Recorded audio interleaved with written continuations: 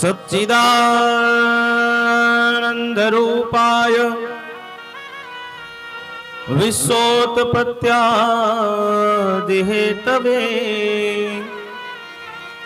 तापत्रय विनाशाय श्रीकृष्णाय वयं नमः। बोलो कृष्ण कन्हैया लाल की जय हो, गिरिधर गोपाल की जय हो, वृंदावन बिहारी लाल की जय हो। ध्रुव सगलानि जपेओ हरि नाम, ध्रुव सगलानि जपेओ हरि नाम, ध्रुव सगलानि जपेओ हरि नाम, ध्रुव सगलानि जपेओ हरि नाम। पावा अचल अनुपम ठाऊ, पावा अचल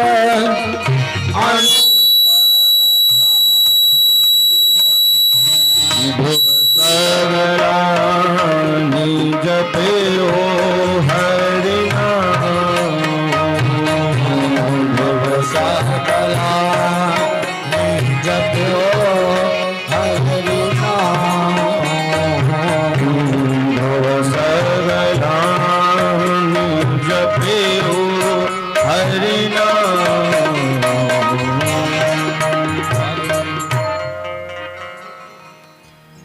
बोले कृष्ण कन्हैया लाल की जय हो। नैमिषे निमिष क्षेत्रे ऋषयः शौनकादयः सत्रं स्वर्गाय लोकाय सहस्रसममासत। बोले नैमिषारण्य धाम की जय हो। परम मंगलमय परात्पर पर ब्रह्म अखिलेश्वर अकारण करुणावरुणालय भक्तवांछा कल्पतरु अखंड कोटि ब्रह्मांड नायक अखिल भुवनाधिपति लोकेश्वर योगेश्वर परम ऐश्वर्य संपन्न विप्रधेनु सुरसंत संरक्षक नंद नंदन यशोदानंदन भगवान श्री बालकृष्ण लाल की वांगमयी प्रतिस्वरूपा श्रीमद् भागवत महापुराण का पावन प्रवचन एवं पावन पारायण आज गोरक्षपुर जनपद के आदर्श नगर में हमारे परम प्रिय यजमान शंकर जी श्रीवास्तव जी के घर पर विगत 3 दिनों से हम सभी लोग बड़े भाव से भगवान की मंगलमयी कथा सुन रहे हैं। आज चतुर्थ दिवस की सायंकालीन बेला में हम सभी लोग पधार करके भगवान की दिव्य अमृतमयी लालित्यमयी करुणामयी कृपामयी कथा को श्रवण करने हेतु पधारे हैं। निश्चित ही हम सभी लोग बड़भागी हैं जो आज ऐसा सुंदर सुअवसर भगवान की विशेष कृपा अहेतु की कृपा के कारण हम सभी लोगों को प्राप्त हुआ, क्योंकि बिना भगवान की कृपा के कोई भी चीज संभव नहीं है। और खासकर जब हम धर्म के काम में धर्म के पथ पर चलते हैं तो जब भगवान ही चाहेंगे तभी आप चल पाएंगे। कि भगवान की कथा कैसे मिलती है तो बोले जब द्रवहि दीन दयालु राघव तब साधु संगति पाइए। जब भगवान द्रवीभूत होकर के हमारे ऊपर अत्यंत प्रसन्न हो जाते हैं तब हमको रुपया पैसा धन दौलत नहीं देते हैं, तब संत का संग प्रदान कराते हैं, सत्संग कराते हैं, किसी सत्पुरुष से जोड़ते हैं, गुरु से जोड़ते हैं, जिससे हमारा जीवन धन्य हो जाता है। तो निश्चित ही हम सभी लोगों का अहोभाग्य है, जिसके फलस्वरूप हम सभी लोग श्रीमद् भागवत की भागीरथी गंगा में डुबकी लगा रहे हैं। तो कल की कथा में हम सभी लोगों ने सुना कि किस प्रकार 6 वर्ष की अवस्था में ध्रुव जी महाराज ने भगवान को प्रकट कर दिया। जोर से बोलो राधे राधे। राधे राधे। को बैठा दीजिए। क्या कहा? बोले 6 वर्ष की अवस्था में ध्रुव जी ने भगवान को प्रकट कर दिया। आजकल के बच्चों को 6 वर्ष के बच्चे क्या कर पाते होंगे, आप विचार कीजिए। तो कहा महाराज, लोगों को आश्चर्य होता है कि क्या ऐसा भी संभव हो सकता है, ऐसा कठिन तब भी कर सकते हैं।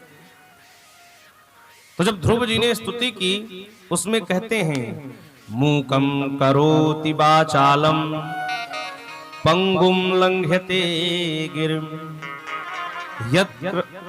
यत्कृपातमहं वंदे परमानंद माधवम। कहते हैं गूंगा भी बोलने लग जाता है। क्या होता है? बोले गूंगा बोलने लगता है।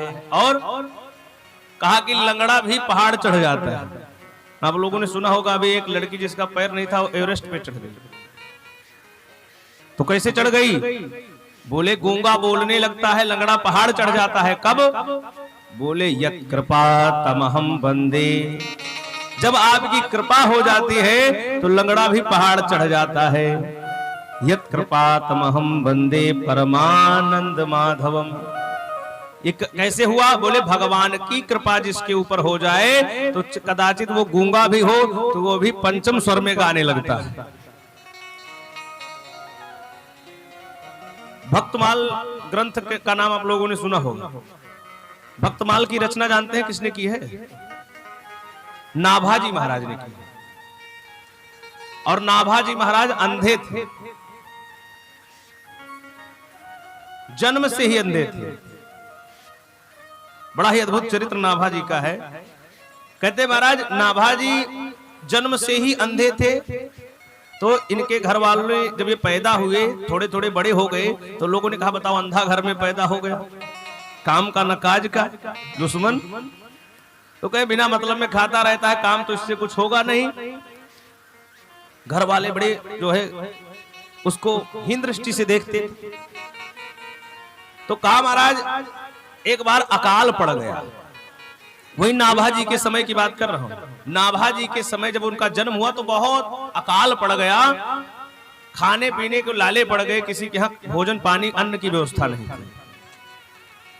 तो घर वालों ने कहा कि भाई इस अंधे को लेकर के हम लोग कहां जाएंगे, अपना तो खाने को कुछ है नहीं, अंधा कहां साथ में लेकर जाएंगे। और वो नाभाजी महाराज छोटी वर्ष की जो है छोटी अवस्था में उनको लेकर के गए उनके घर वाले, और जंगल में छोड़ करके खुद भाग गए।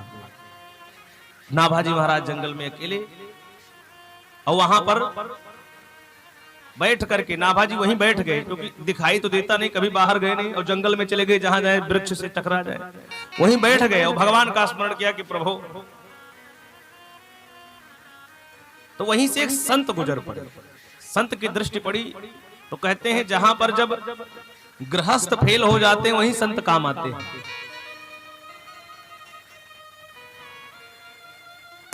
तो कहा वो नाभाजी महाराज वहां जंगल में पड़े थे, वो संत भगवान जब आए, संत भगवान ने क्या किया, नाभाजी को लिया, कहा कि भाई उनको दया आ गई। इसीलिए तो कहा गया है संत हृदय नवनीत समाना, कि जब किसी का दुख देखते बड़े दुखी हो जाते हैं। और आप भी संत हैं, यदि आप दूसरे का दुख देख करके यदि आपके हृदय में पीड़ा हो जाती है तो समझ लीजिए आप संत हैं हृदय से। हृदय तुम्हारा पिघल न पाया जब देखा दुखियारा, और किसी पंथ भूले ने तुमसे पाया नहीं सहारा, तो सूखी है करुणा की धारा कैसे आएंगे भगवान। किसी दुखी को देखते ही जब हमारा हृदय द्रवीभूत होने लगे कि भाई ये तो बड़ा दुखी है, भाई इसकी मदद करें, तो संत कैसे होते हैं? बोले ऐसे ही संत होते हैं जो दूसरे के दुख को देख करके दुखी हो जाते हैं। वो संत भगवान ने नाभा जी को हृदय से लगाया कि बेटा कोई बात नहीं, तुम मेरे घर पर चलो। कहाँ अकाल है, कोई किसी को अपने बेटे को भी नहीं रखना चाहता। और संत बोले उस अंधे को भी अपना लेते हैं। आप आश्रमों में जाइए, बड़े बड़े आश्रमों में देखेंगे घर से लोग निकाल दिए जाते हैं, इनका हाथ पैर सही सलामत नहीं रहता, बुद्धि से थोड़ा होते हैं, आश्रम में ही मिलेंगे आप। ज्यादातर आश्रमों में ऐसे ही व्यक्ति जो घर के सबसे बड़े निकट में होते हैं, उनको भेज देते हैं कि जाओ बाबा के। सच बता रहे हैं, आप देखते होंगे, कहीं जाते होंगे। तो कहा कि वो नाभाजी महाराज जो थे उनको गुरुजी लेकर चले गए। और गुरुजी का जब प्रादुर्भाव नाभाजी के जीवन में हुआ तो कहते महाराज गुरुजी की बहुत सेवा करते थे। और यही जान गए कि उनको तो भाई माता पिता जब त्याग दिए, उन्होंने माता पिता को भी नहीं देखा था, गुरु को भी अपनी दृष्टि से नहीं देखा था, लेकिन वो गुरुजी का चरण पकड़े रहते थे, छोड़ते नहीं थे। गुरुजी ने अपना हाथ पकड़ाया था, लेकिन नाभाजी ने चरण पकड़ लिया। और मानो ऐसा हो गया कि अब गुरुजी को कभी छोड़ते नहीं। गुरुजी को जल पानी चरण दबाना जितनी सेवा है आश्रम को जान गए, समझ लो देख रहे हैं आश्रम को। इतनी प्रगाढ़ सेवा करते करते करते करते पूरा आश्रम उनके निमित्त चलने लगा। गुरुजी की इतनी सेवा करते हैं, इतनी सेवा करते हैं नारद जी, नाभाजी, कि जो है गुरुजी अपने मन में क्या सोच रहे हैं ये भी जान जाते हैं।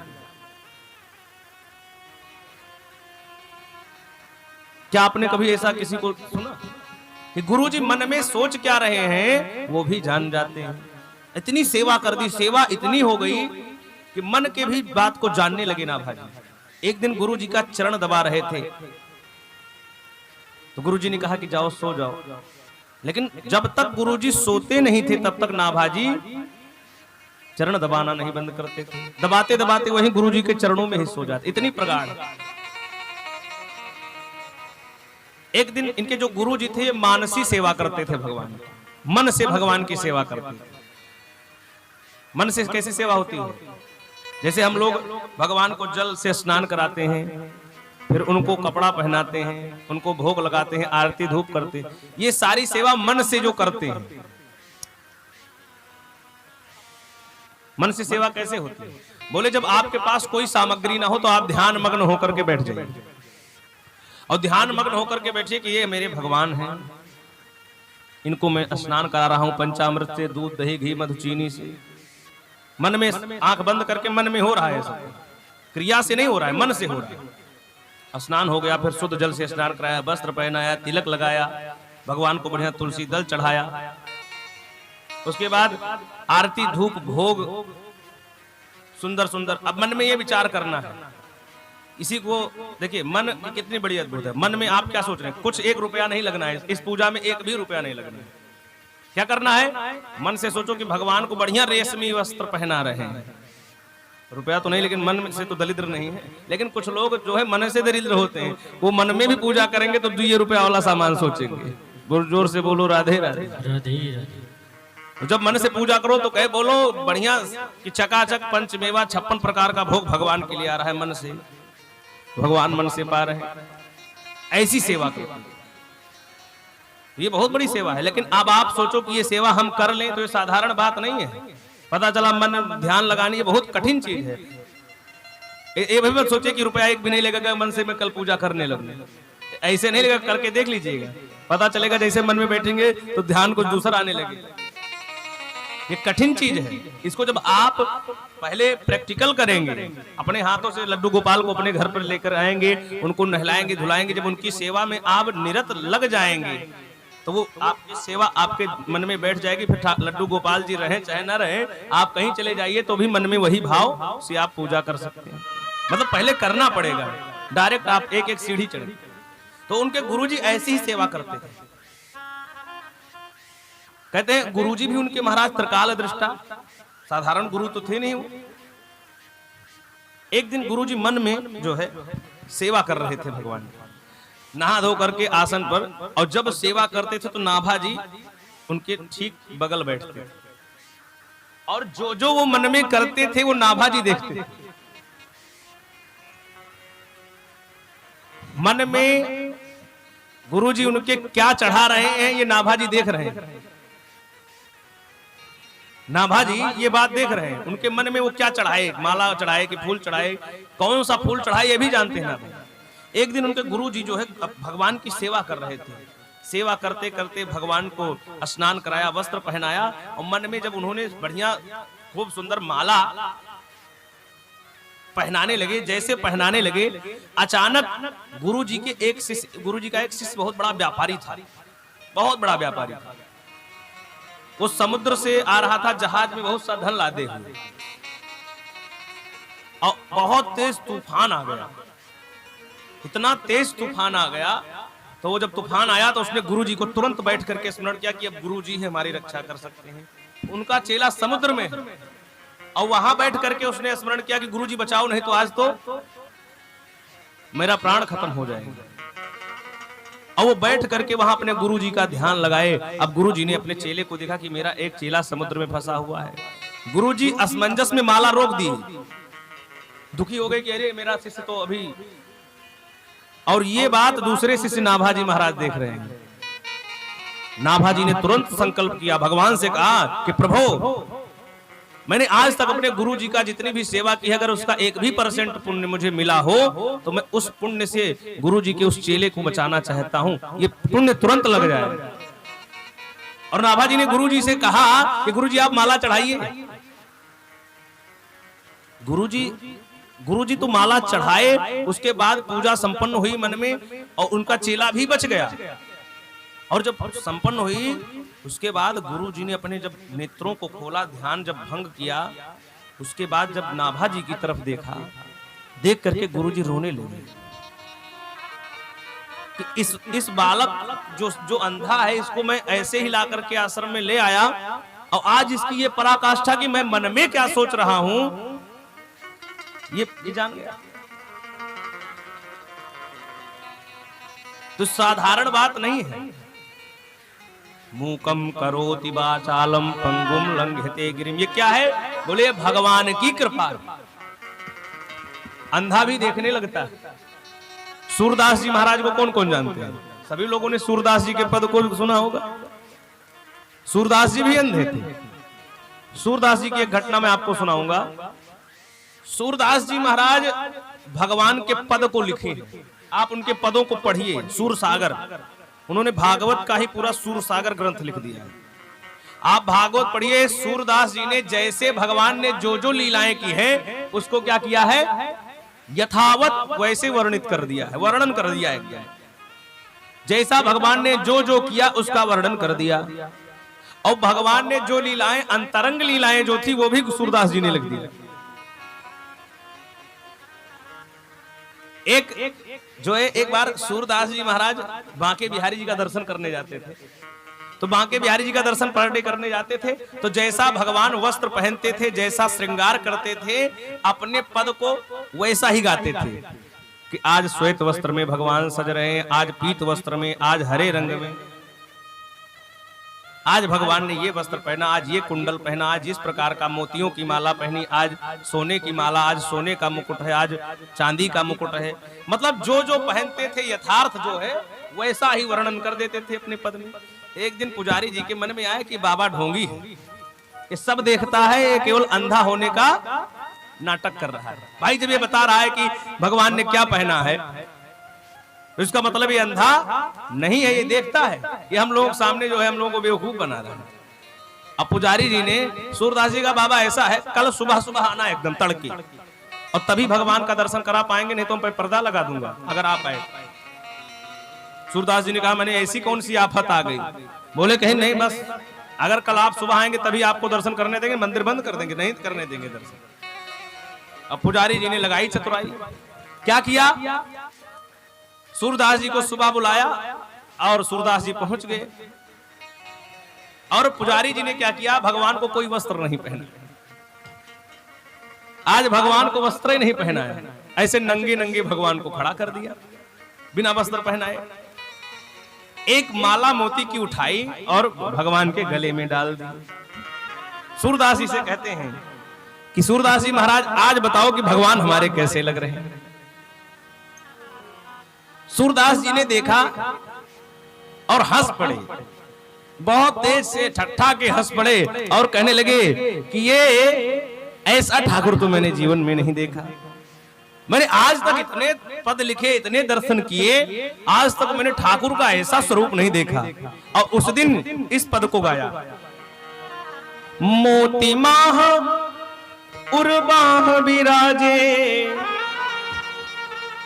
सूरदास जी कहते हैं मोती माल उर्बाह विराजे और छवि के उठत तरंगा, आज हरि देखे नंग मनंगा, आज हरि देखे नंग मनंगा, आज हरि देखे नंग मनंगा।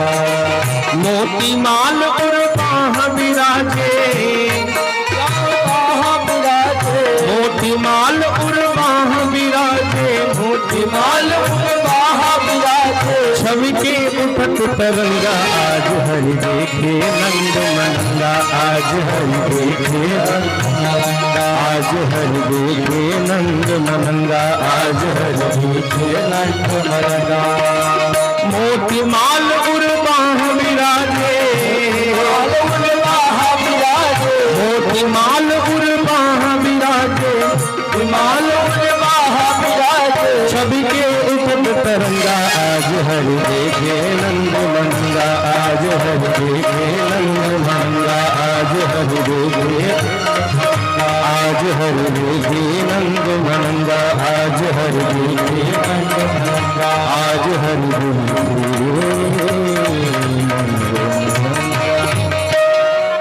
आगे ऐसी छवि तो मैंने भगवान की जीवन में नहीं देखी। पुजारी जी चरणों में गिर पड़े, कहने लगे बाबा आप जैसा भक्त मैंने नहीं देखा।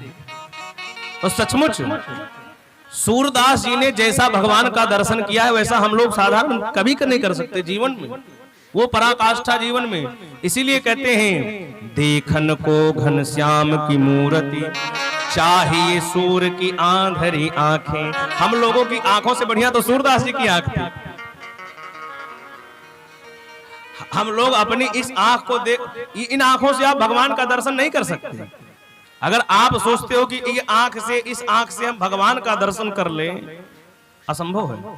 कभी आप मूर्ति के सामने जाइए तो ये आंख ऑटोमेटिक बंद हो जाती है। कितना भी आप कोशिश करो कि मैं दर्शन करूं आज भगवान का, और आप जाएंगे तो ये आंख बंद होने लगती है। कभी आप जाइए मूर्ति में, जब आप कोशिश करते हैं, जाते हैं तो आंख बंद होने लगती है। तो इसमें कई भाव है भक्तों के। कुछ लोग तो कहते हैं भाई आंख नहीं बंद करनी चाहिए, भगवान का दर्शन करना चाहिए। ऐसा भी भाव लोग करो। भाई जब दर्शन करने को तो आंख क्या बंद कर रहे हो? भाई जब दर्शन करने को तो वहां मूर्ति के सामने आंख बंद करने क्या मतलब? तो एक भक्त कहता है कि ये आंख क्यों बंद होती है? जो भक्त होते हैं कहते एक बार आंख खुली और भगवान का दर्शन हुआ, उसके बाद आंख बंद इसलिए की जाती है कि भगवान हमारे हृदय में, हृदय के पुतरी के कपाट में बंद हो जाए। तो बड़ा भाव है इसमें। तो कहते महाराज वो सूरदास जी महाराज जो अपने आंख से अंधे थे, नाभाजी महाराज आंख से अंधे थे, और भक्तमाल जैसा ग्रंथ, साधारण ग्रंथ नहीं महाराज, उसमें हजारों की संख्या में भक्तों का वर्णन है। कभी भक्तमाल ग्रंथ ला करके पढ़िए, उसमें केवल कलयुग के ही भक्तों की कथा है। पढ़े हैं? उसमें केवल और केवल कलयुग के भक्तों की कथा है। तो कहते हैं महाराज कि वो एक संत ने नाभाजी को उठाया वहां से, और संत ने क्या बना दिया नाभाजी को? भगवान की कृपा हुई तो नाभाजी ने भक्तमाल लिख दिया सूरदास जी के ऊपर। और ये नहीं, सूरदास जी तो भगवान से बात करते हैं मित्रवत। एक बार सूरदास जी से जो है जगन्नाथ जी में दर्शन करने गए सूरदास जी, तो वहां भगवान ने पुजारी को कह दिया कि आज सूरदास जी आएंगे तो उनको दर्शन करने मत देना। आएंगे अगर यहां पर तो दर्शन, उनका कह दो कि दर्शन नहीं होगा। तो कहते हैं महाराज सूरदास जी ने उसके बाद जब वो गए, नहीं दर्शन हुआ, तो सूरदास जी ने भगवान को खरी खोटी भी सुनाई। पद में लिखा है कि भृगु को कुटेला। क्या कहा? कहा कि ये बहुत जो है नटखट है? ऐसे ही नहीं, जो है भृगु जी ने एक लात मारा था जाकर, इसी वजह से मारा था कि भक्त को दर्शन करने नहीं दे रहे। तो भगवान का भी आनंद लेते हैं, भगवान उसमें भी भाव विभोर होते हैं। आप विचार करो, भगवान श्री राम मर्यादा पुरुषोत्तम है, अखंड कोटि ब्रह्मांड नायक, अखिल भुवनाधिपति लोकेश्वर योगेश्वर, विप्रधेनु सुर संत संरक्षक, कितने बड़े बड़े उदाहरण, कितने बड़े बड़े विलक्षण जो है इनकी उपमाएं दी गई। लेकिन जब यही भगवान श्री राम मिथिला में गए तब क्या हुआ? मिथिला में गए और मिथिला वाले जो भगवान को दे सकते हैं वो कोई नहीं दे सकता। क्यों? क्या नहीं? तो वहां क्या दिया? बोले गाली दिया। भगवान को कोई गाली दे सकता है? साधारण बात है। अभी वैसे गाली दे दो तो बवाल हो जाए, लेकिन वहां के लोगों ने भगवान को गाली भी दिया और गाली सुन करके भगवान आनंदित हो रहे हैं। तो कहा महाराज भक्त जो होते हैं किसी भी भाव में जब भगवान का भजन करते हैं तो भगवान प्रकट हो जाते हैं। तो ध्रुव जी ने कल जब भगवान का दर्शन किया तो उन्होंने कहा मूकम करोति वाचालम पंगुम लंघयते गिरिम यत् कृपातमहं वंदे परमानंद माधवम। मैं 6 वर्ष का बालक हूं, आज तक कभी कोई इतना छोटा बालक जो है इतनी कठोर तपस्या करके भगवान को प्रकट नहीं कर पाया, लेकिन ये आपकी ही कृपा है। आज ध्रुव का उदाहरण क्यों दिया जाता है? सोचो, आज भी ध्रुव अमर है।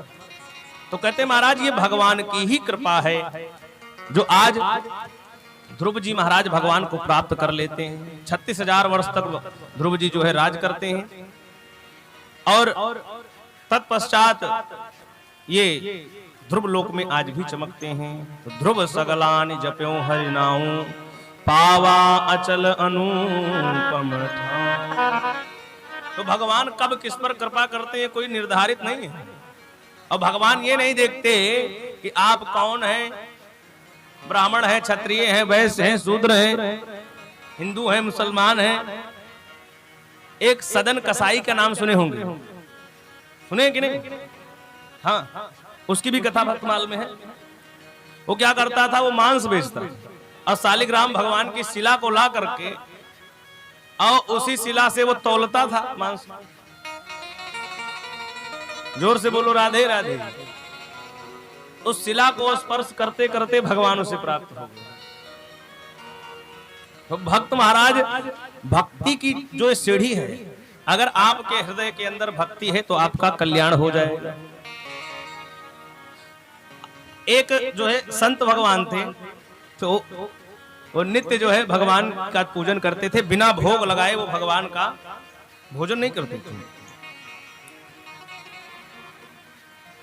तो एक गांव में वो रहते थे, तो गांव के सभी लोग कुछ ना कुछ उनको पर डे का देते थे, वही वो पाते थे, वो एकांत में भजन करते थे। तो ये हुआ, गांव वालों ने कहा कि भाई सिद्ध महात्मा है, अपने गांव के निकट रह रहे हैं, तो सब लोग एक एक दिन बांध दो कि एक एक दिन एक एक खुराक भोजन इनको दे दिया करो। क्या जाएगा, अपना संत भी रहेंगे तो अपने गांव का कल्याण करेंगे। ऐसी भावना से सभी लोग एक एक दिन का भोजन सबके यहाँ से जाने लगा। एक टाइम ही खाते थे और भोजन नहीं लेते थे, आटा दाल चावल ये सब लेते थे। और वैसा कोई प्रसाद खीर वगैरह कोई बना के भेज दे तो चाहे पाले। तो एक दिन जो है कच्चा सामान कुछ नहीं लेते थे, तो एक दिन सबके यहाँ से कुछ ना कुछ जाता था भोजन के लिए, आटा दाल चावल। एक दिन क्या हुआ कि एक वैद्य जी रहते थे वहां, तो उनके यहाँ से भी भोजन जाता था। तो उनके यहाँ से आटा दाल चावल गया, तो उनके यहाँ जहर की एक शीशी रखी थी, वो नमक की तरह था। तो उसका बेटा देने के लिए गया, तो वो जहर का जो है नमक समझ करके उसको उसमें डाल करके वो लेकर चला गया।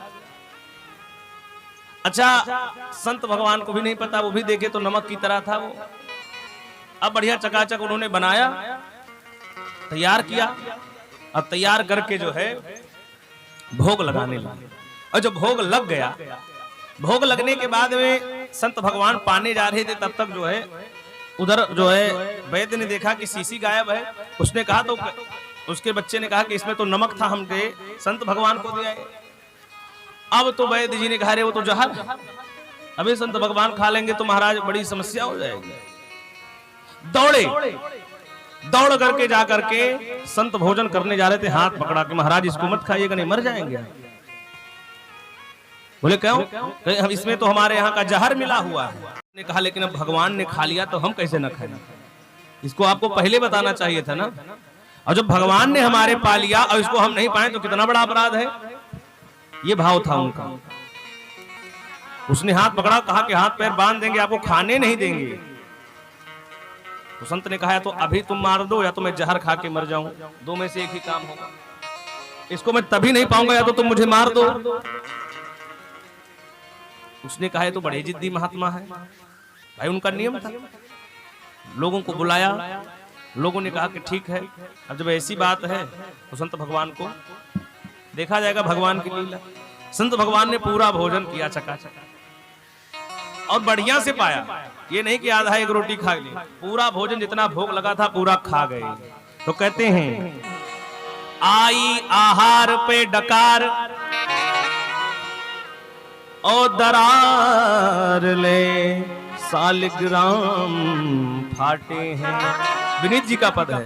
कहते जब नकार लिया तो सालिग्राम की शिला बीच से फट गई और संत भगवान इसे चकाचक डकार लेते हुए आनंद ले रहे हैं। बोले कृष्ण कन्हैया लाल की जय। कलयुग की सच्ची घटना, ये भी भक्तमाल में।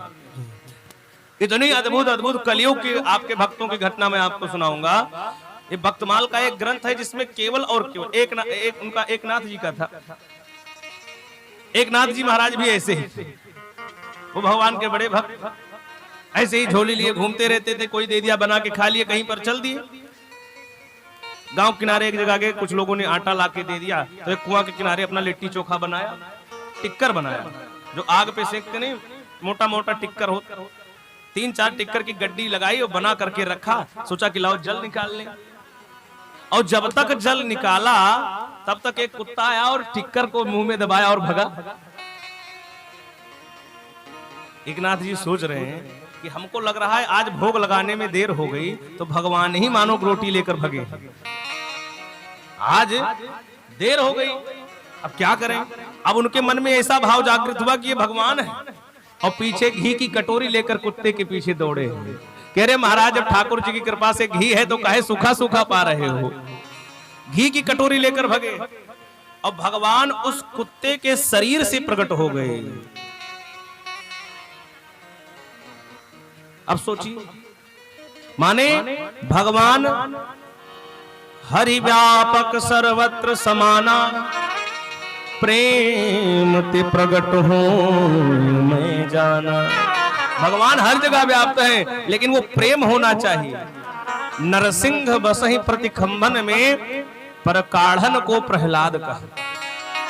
नरसिंह भगवान तो आज भी खंभे में है लेकिन उनको प्रकट करने वाला प्रहलाद। जोर से बोलो राधे राधे राधे राधे। तो कहा भगवान तो हर जगह व्याप्त है, उनको प्रकट करने वाला भक्त नहीं है। उस कोटि का भक्त भी तो होना चाहिए। तो इसलिए कहते हैं महाराज बड़ी अद्भुत कथा है। इसी ध्रुव जी महाराज के वंश में आगे चल करके एक राजा हुए जिनका नाम था अंग। तो अंग जो राजा थे इनका विवाह मृत्यु की पुत्री के साथ, मृत्यु की पुत्री के साथ हुआ जिनका नाम था सुनीता।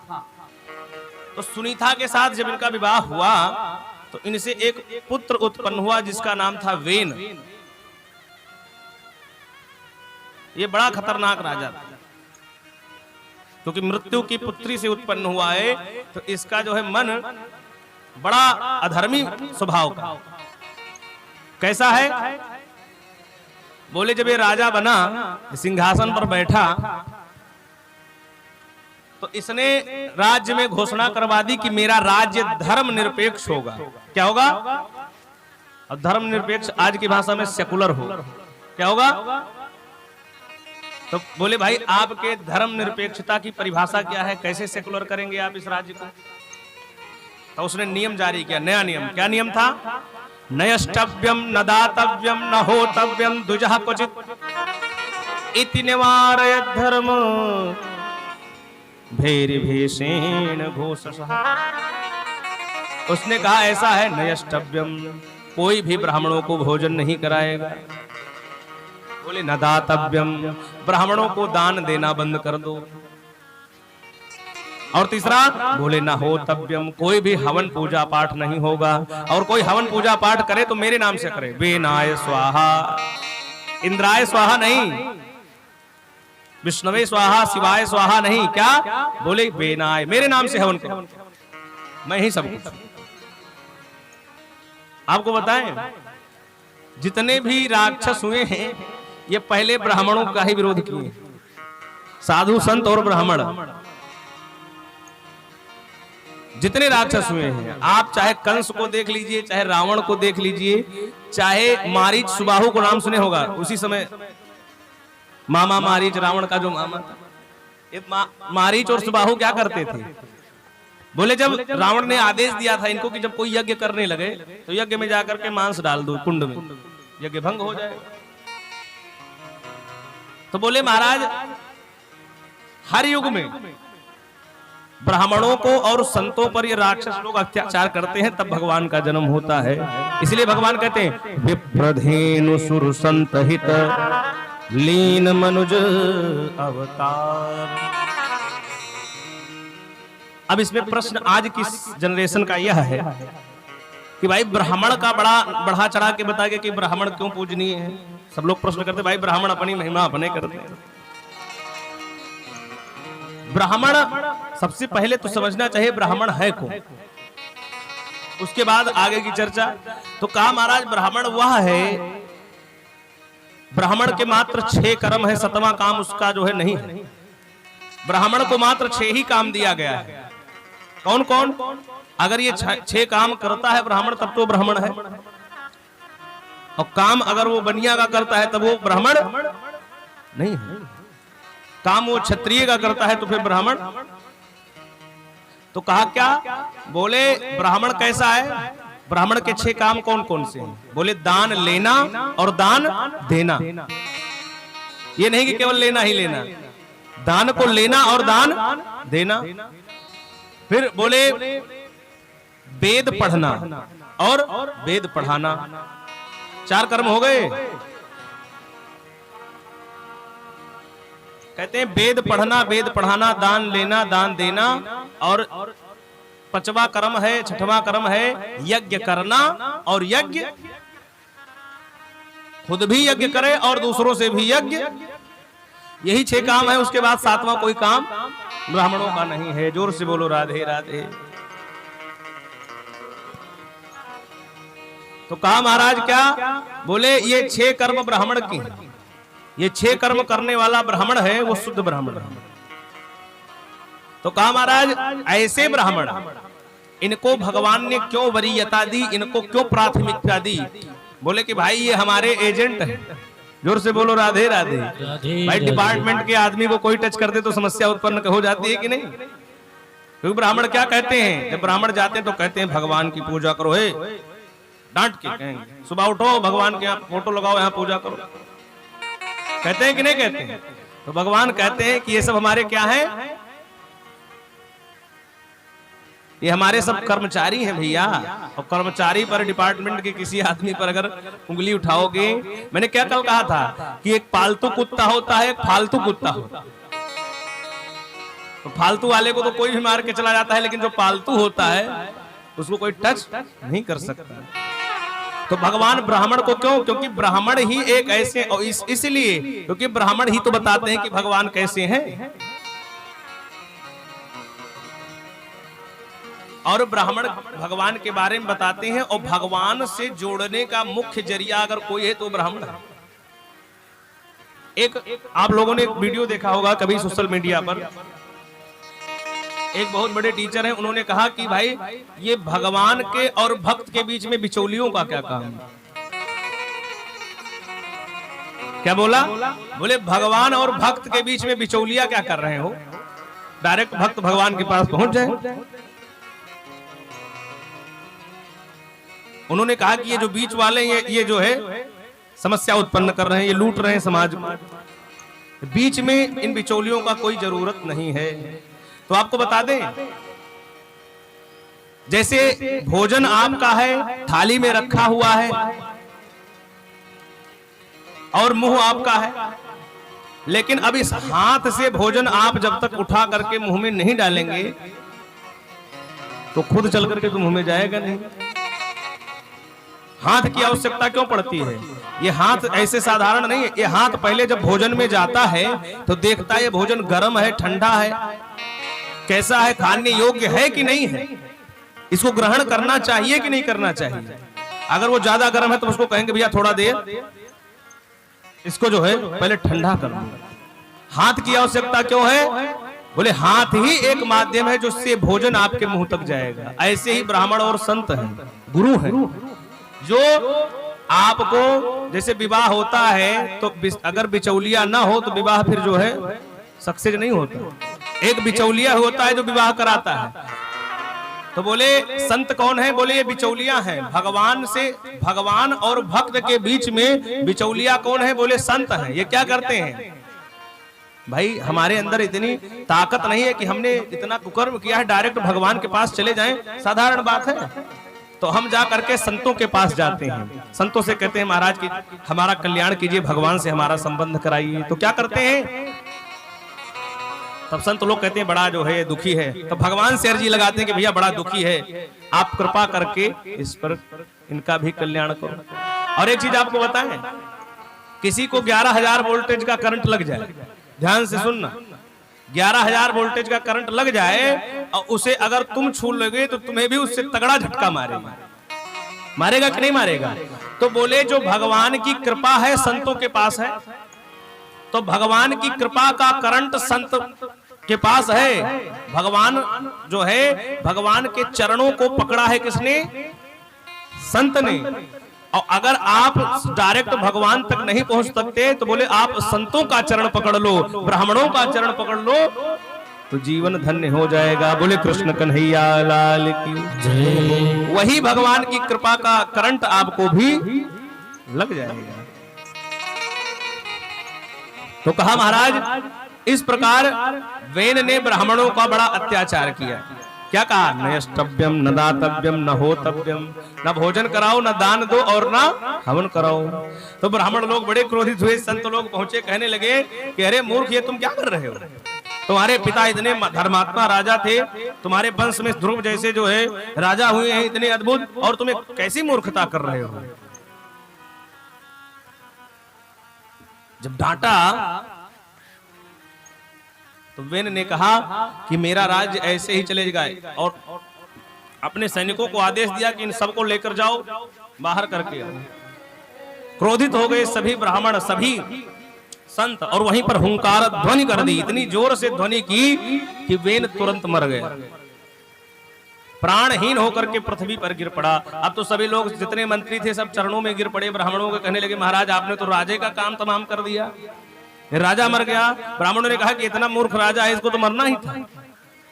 अब लोग हाथ जोड़कर कहने लगे महाराज इसका कल्याण करो, कैसे? राजा के बिना तो राज्य अधूरा है।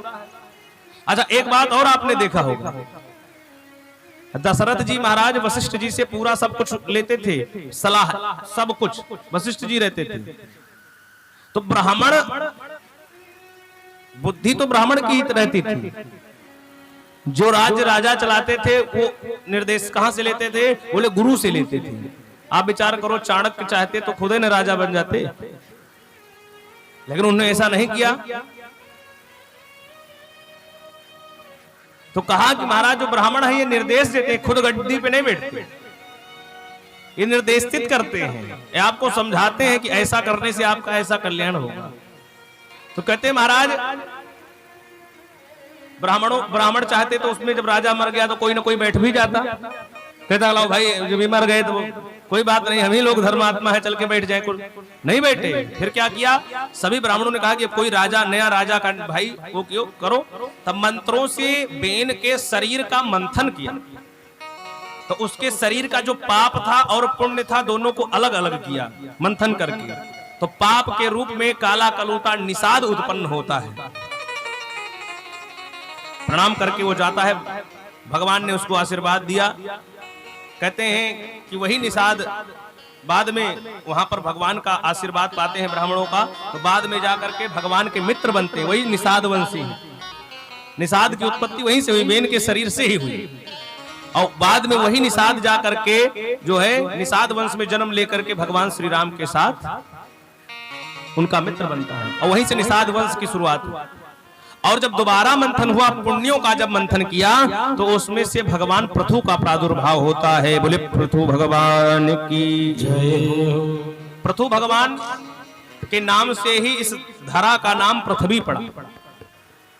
पृथु भगवान के नाम से ही इस धरा का नाम क्यों?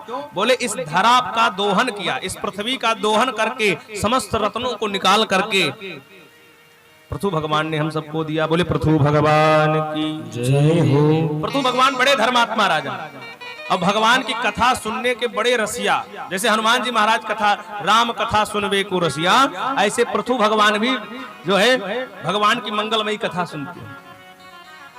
और ये ऐसे धर्मात्मा राजा है कि राज तो करते हैं, राज करने के साथ साथ अच्छे अच्छे कार्य करते हैं राज्य में, उसके बाद अपनी प्रजा को बुलाते हैं और खुद जो है बैठ करके सबको प्रवचन देते हैं, कथा सुनाते हैं।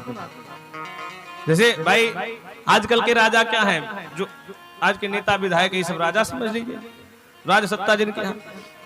तो बोले इनका काम क्या है? बोले स्कूल हॉस्पिटल ये सब बनाए, रोड नाली यही सब करवाएं। लेकिन जो है पृथु भगवान क्या करते हैं, ये सारा कार्य करने के बाद और अपनी प्रजा को बुलाते हैं और सबको कथा सुनाते हैं, उपदेशित करते हैं। कहते हैं व्यालालय द्रुमावैते त्यरिक्ताखिल संपदा यद गृहस्थीर्थ पादेय पाद तीर्थ विवर्जितः। कहते हैं कि जिनके यहाँ ब्राह्मणों का आगमन नहीं होता, संतों का जिनके घर में आगमन नहीं होता, बराबर है। अयोध्या में गुरु जी हैं बड़े विद्वान, जो है डॉक्टर रघुनाथ दास शास्त्री जी, ज्योतिषाचार्य हैं। उनका एक पद है, उन्होंने स्वरचित उनका पद है। उन्होंने कहा है कि विप्रन के पग धोवन से जहि द्वार पे कीचड़ होवत नाही, गर्जन वेद और शास्त्रन के ध्वनि से नभमंडल गूंजत नाही। स्वाहा स्वधा कहि के जहां विप्रन आहुति कर्म करावत नाही, सो घर है शमशान की भांति तहां सुख संपत्ति आवत नाही। बोले वो घर शमशान के बराबर है जहां ब्राह्मण लोग जा करके और उनके चरण को धोने से वहां पर उनके द्वार पर कीचड़ नहीं होता। और बोले वो नभमंडल, वो गांव ही पूरा शमशान के बराबर है जहां वेद शास्त्रों का गर्जन नहीं होता, जहां वेद आदि शास्त्र का मंत्रों का गर्जन नहीं होता, जहां ब्राह्मण लोग जा करके वेद मंत्र का पाठ नहीं करते। बोले वो वायुमंडल मान के चलो शमशान है। सो घर है शमशान की भांति तहां सुख संपत्ति आवत नहीं। ये पृथु भगवान अपने प्रजा को सबको समझाते हैं कि सब पूजा पाठ करो, हवन इत्यादि करो, भगवान का भजन करो।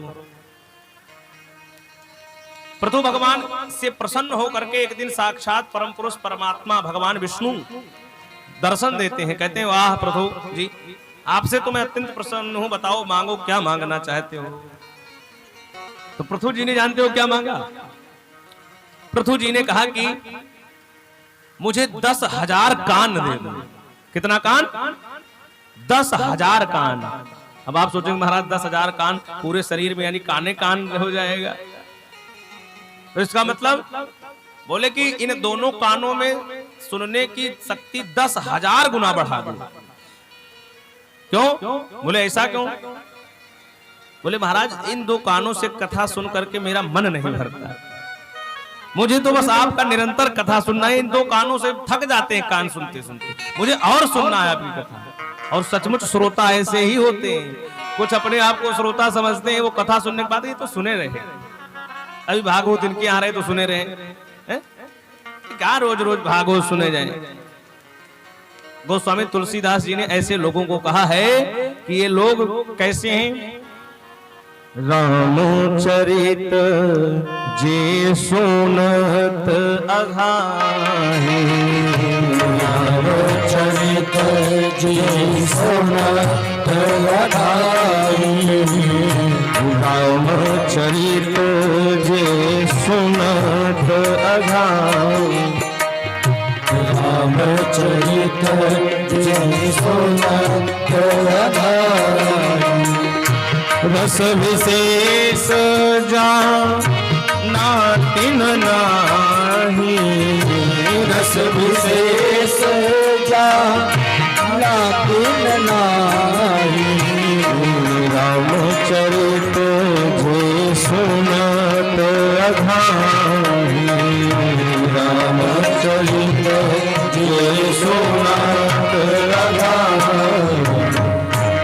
बोले जो भगवान की कथा को सुन करके अघा जाते हैं, अघा माने कहते नहीं कि अघा गए, भोजन करने के बाद कहते नहीं कि भैया बहुत हो गया, महापूरण हो गया, भोजन के बाद अघाए गए। ये क्या है? ये अवधि शब्द है। तुलसीदास जी ने अवधि भाषा में ही लिखा। भाषाओं का तो तमाम भाषाएं हैं, लेकिन मुख्य प्रधानता अवधि को दी। तो बोले रामचरित जे सुनत अघाही और रस विशेष जाना तिन नाही। जो कहते हैं कथा सुन करके बहुत कथा सुन लिया, समझो वो कुछ नहीं जानता, वो आज तक भगवान की कथा के रस को जान ही नहीं पाए। और एक बार जो कथा में आनंद ले लेता है उसको इतना आनंद आता है। आप विचार करो, कथा भगवान की नित्य नहीं होती। भगवान की जो कथा है ये नित्य नहीं है। इसको आप जितनी बार सुनेंगे इसमें कुछ ना कुछ नया आपको मिलेगा।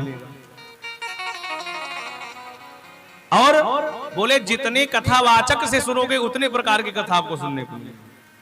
कथा तो भगवान की वही है। जैसे मैंने कहा था ना कि भगवान राम ने रावण को मारा, इसको कोई काट सकता है?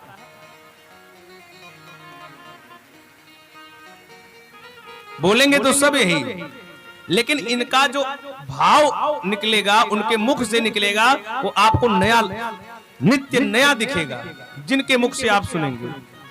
तो बोले भगवान की कथा कभी पुरानी नहीं होती, ये नित्य नहीं होती है। इसलिए हम लोग निरंतर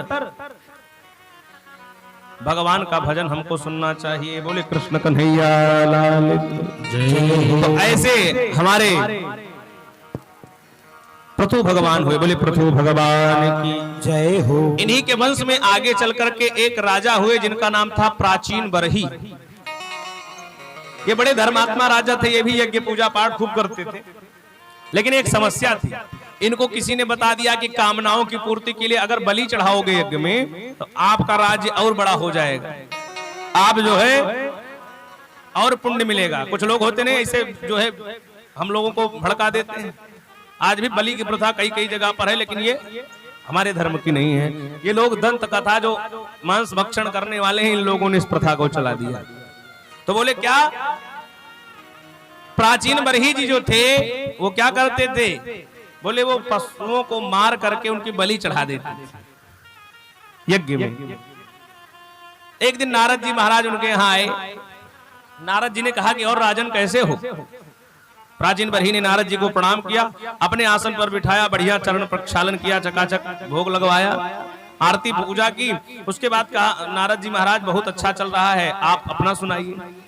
नारद जी ने कहा कि जो है आप कार्य तो बहुत अच्छा कर रहे हैं, लेकिन ये जो बलि वाला कार्य कर रहे हैं ये बहुत गड़बड़ है। प्राचीन बरही ने कहा कि महाराज ऐसा क्या गड़बड़ है, कुछ बताइए। नारद जी ने कहा कि आकाश की तरफ ऊपर मुंह करके देखो। और जैसे प्राचीन बरही ने ऊपर मुंह करके देखा तो वहां बड़े बड़े जो है भैंसे, जितने जानवरों की बलि दी थी वो सभी घूर करके आंख फाड़ फाड़ करके देख रहे हैं प्राचीन बरही। प्राचीन बरही तो घबरा गया कि महाराज ये कौन है? बोले वही जानवर है जिनको तुमने मारा है अपने जो है यज्ञ में, और ये अब इंतजार कर रहे हैं कि कब तुम जाओ, कब ये वहां पर तुम्हारा उसी प्रकार का स्वागत करें बारी बारी से। अब तो महाराज प्राचीन बरही जो है, हमारे यहाँ क्या है, हमारे धर्म में यही तो लिखा है कि जैसी करनी वैसी, जैसे करोगे वैसे जाओगे भोगो। तो प्राचीन बरही जो है चरणों में गिर पड़े, कहने लगे महाराज ये तो बड़ी विडंबना है। अब ये डर गए, कांपने लगी। नारद जी से कहा कि महाराज किसी प्रकार से हमें बचाओ तो खा जाएंगे। तो कहा कि ऐसा है, इसके लिए तुम्हें यही करना पड़ेगा कि अब तुम जो है ये कार्य करना बंद कर दो। वो कार्य करना बंद किया और नारद जी ने पुरंजनोपाख्यान का दिव्य उपदेश दे करके प्राचीन बरही को मुक्त कराया है। बोले नारद जी महाराज की जय हो। इस प्रकार से प्राचीन बरही का कल्याण होता है। तो कल हमने मनु जी के 3 पुत्री की कथा सुनी थी, आकुति, देवहूति और प्रसूति। कल कथा सुनी थी। उसके बाद 2 पुत्र थे, उत्तानपाद का चरित्र सुना था है? अब इनके जो बड़े पुत्र हैं प्रियव्रत जी, उनका चरित्र हम लोग सुनेंगे। ये प्रियव्रत जी कौन है? बोले प्रियव्रत जी जो है ये मनु महाराज के जो है बड़े बेटे हैं। और प्रियव्रत शब्द का अर्थ जानते हैं क्या है? प्रियव्रत शब्द का अर्थ जानते हैं क्या है? इसका अर्थ है प्रिय माने होता है सुंदर और व्रत माने होता है क्या होता है? संकल्प। व्रत माने संकल्प। तो कहा जिसका अच्छा संकल्प हो, इसका एक अर्थ होता है प्रतिज्ञा। व्रत का अर्थ होता है प्रतिज्ञा। व्रत का अर्थ ये नहीं कि हाँ जो है आज एकादशी है तो चकाचक चले। आज तो यजमान जी ने हमारे तगड़ी व्यवस्था करा दी फलहार की है। अभी फलहार बनी रहा है। सुबह हमारे भंडारी जी आए 7 बजे और 2 बजे पहुंचे। हम कहे क्या बना रहे थे इतनी देर? कहीं महाराज फलहार बना रहे थे। हम कहे वाह, इतना देर तो आहार बनाने में नहीं लगा। जोर से बोलो राधे राधे। राधे राधे। तो अब अभी बन ही रहा है। जोर से बोलो राधे राधे भैया। इस प्रकार का तो फलहार की व्यवस्था है। तो कहा गया महाराज कि व्रत का अर्थ क्या है? बोले प्रतिज्ञा, संकल्प।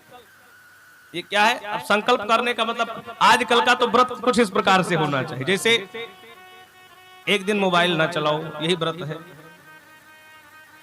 मोबाइल रख दो दूर कि आज मोबाइल नहीं छूना है। अच्छा कौन कौन कर लेगा? ये कर ले जाएंगे। हाँ कुछ लोग कर ले जाएंगे, लेकिन हमको नहीं लगता कि सभी लोग कर पाएंगे। एक दिन मोबाइल त्यागने का सबसे बड़ा व्रत हो। क्यों? अच्छा व्रत का मतलब यही होता था कि पूरा, जैसे आज हम लोग सोमवार का व्रत रहते हैं, मंगलवार का व्रत रहते हैं, शुक्रवार का रहते हैं। इसका मतलब बोले जिस देवता के निमित्त आप व्रत रहते हो पूरा दिन उसी के प्रति समर्पित कर दो। लेकिन आजकल जैसे व्रत होता है तो सुबह पहले जो है फलहारी की व्यवस्था है, ढूंढी जाती है कि भैया जाओ जल्दी जल्दी फलहार नहीं तो अभी तो समस्या हो जाएगी। जिस दिन एकादशी होती है उसकी एक दिन पहले बाजार में फलहार का सामान महंगा हो जाता है, सब्जी लौकी महंगी हो जाती है। क्यों? बोले कि भाई फलहारी करना है तो एक दिन पहले से ही जो है खरीदने लगते हैं। तो कहा महाराज फलहार का आजकल कुछ लोग गलत अर्थ निकाल दिए।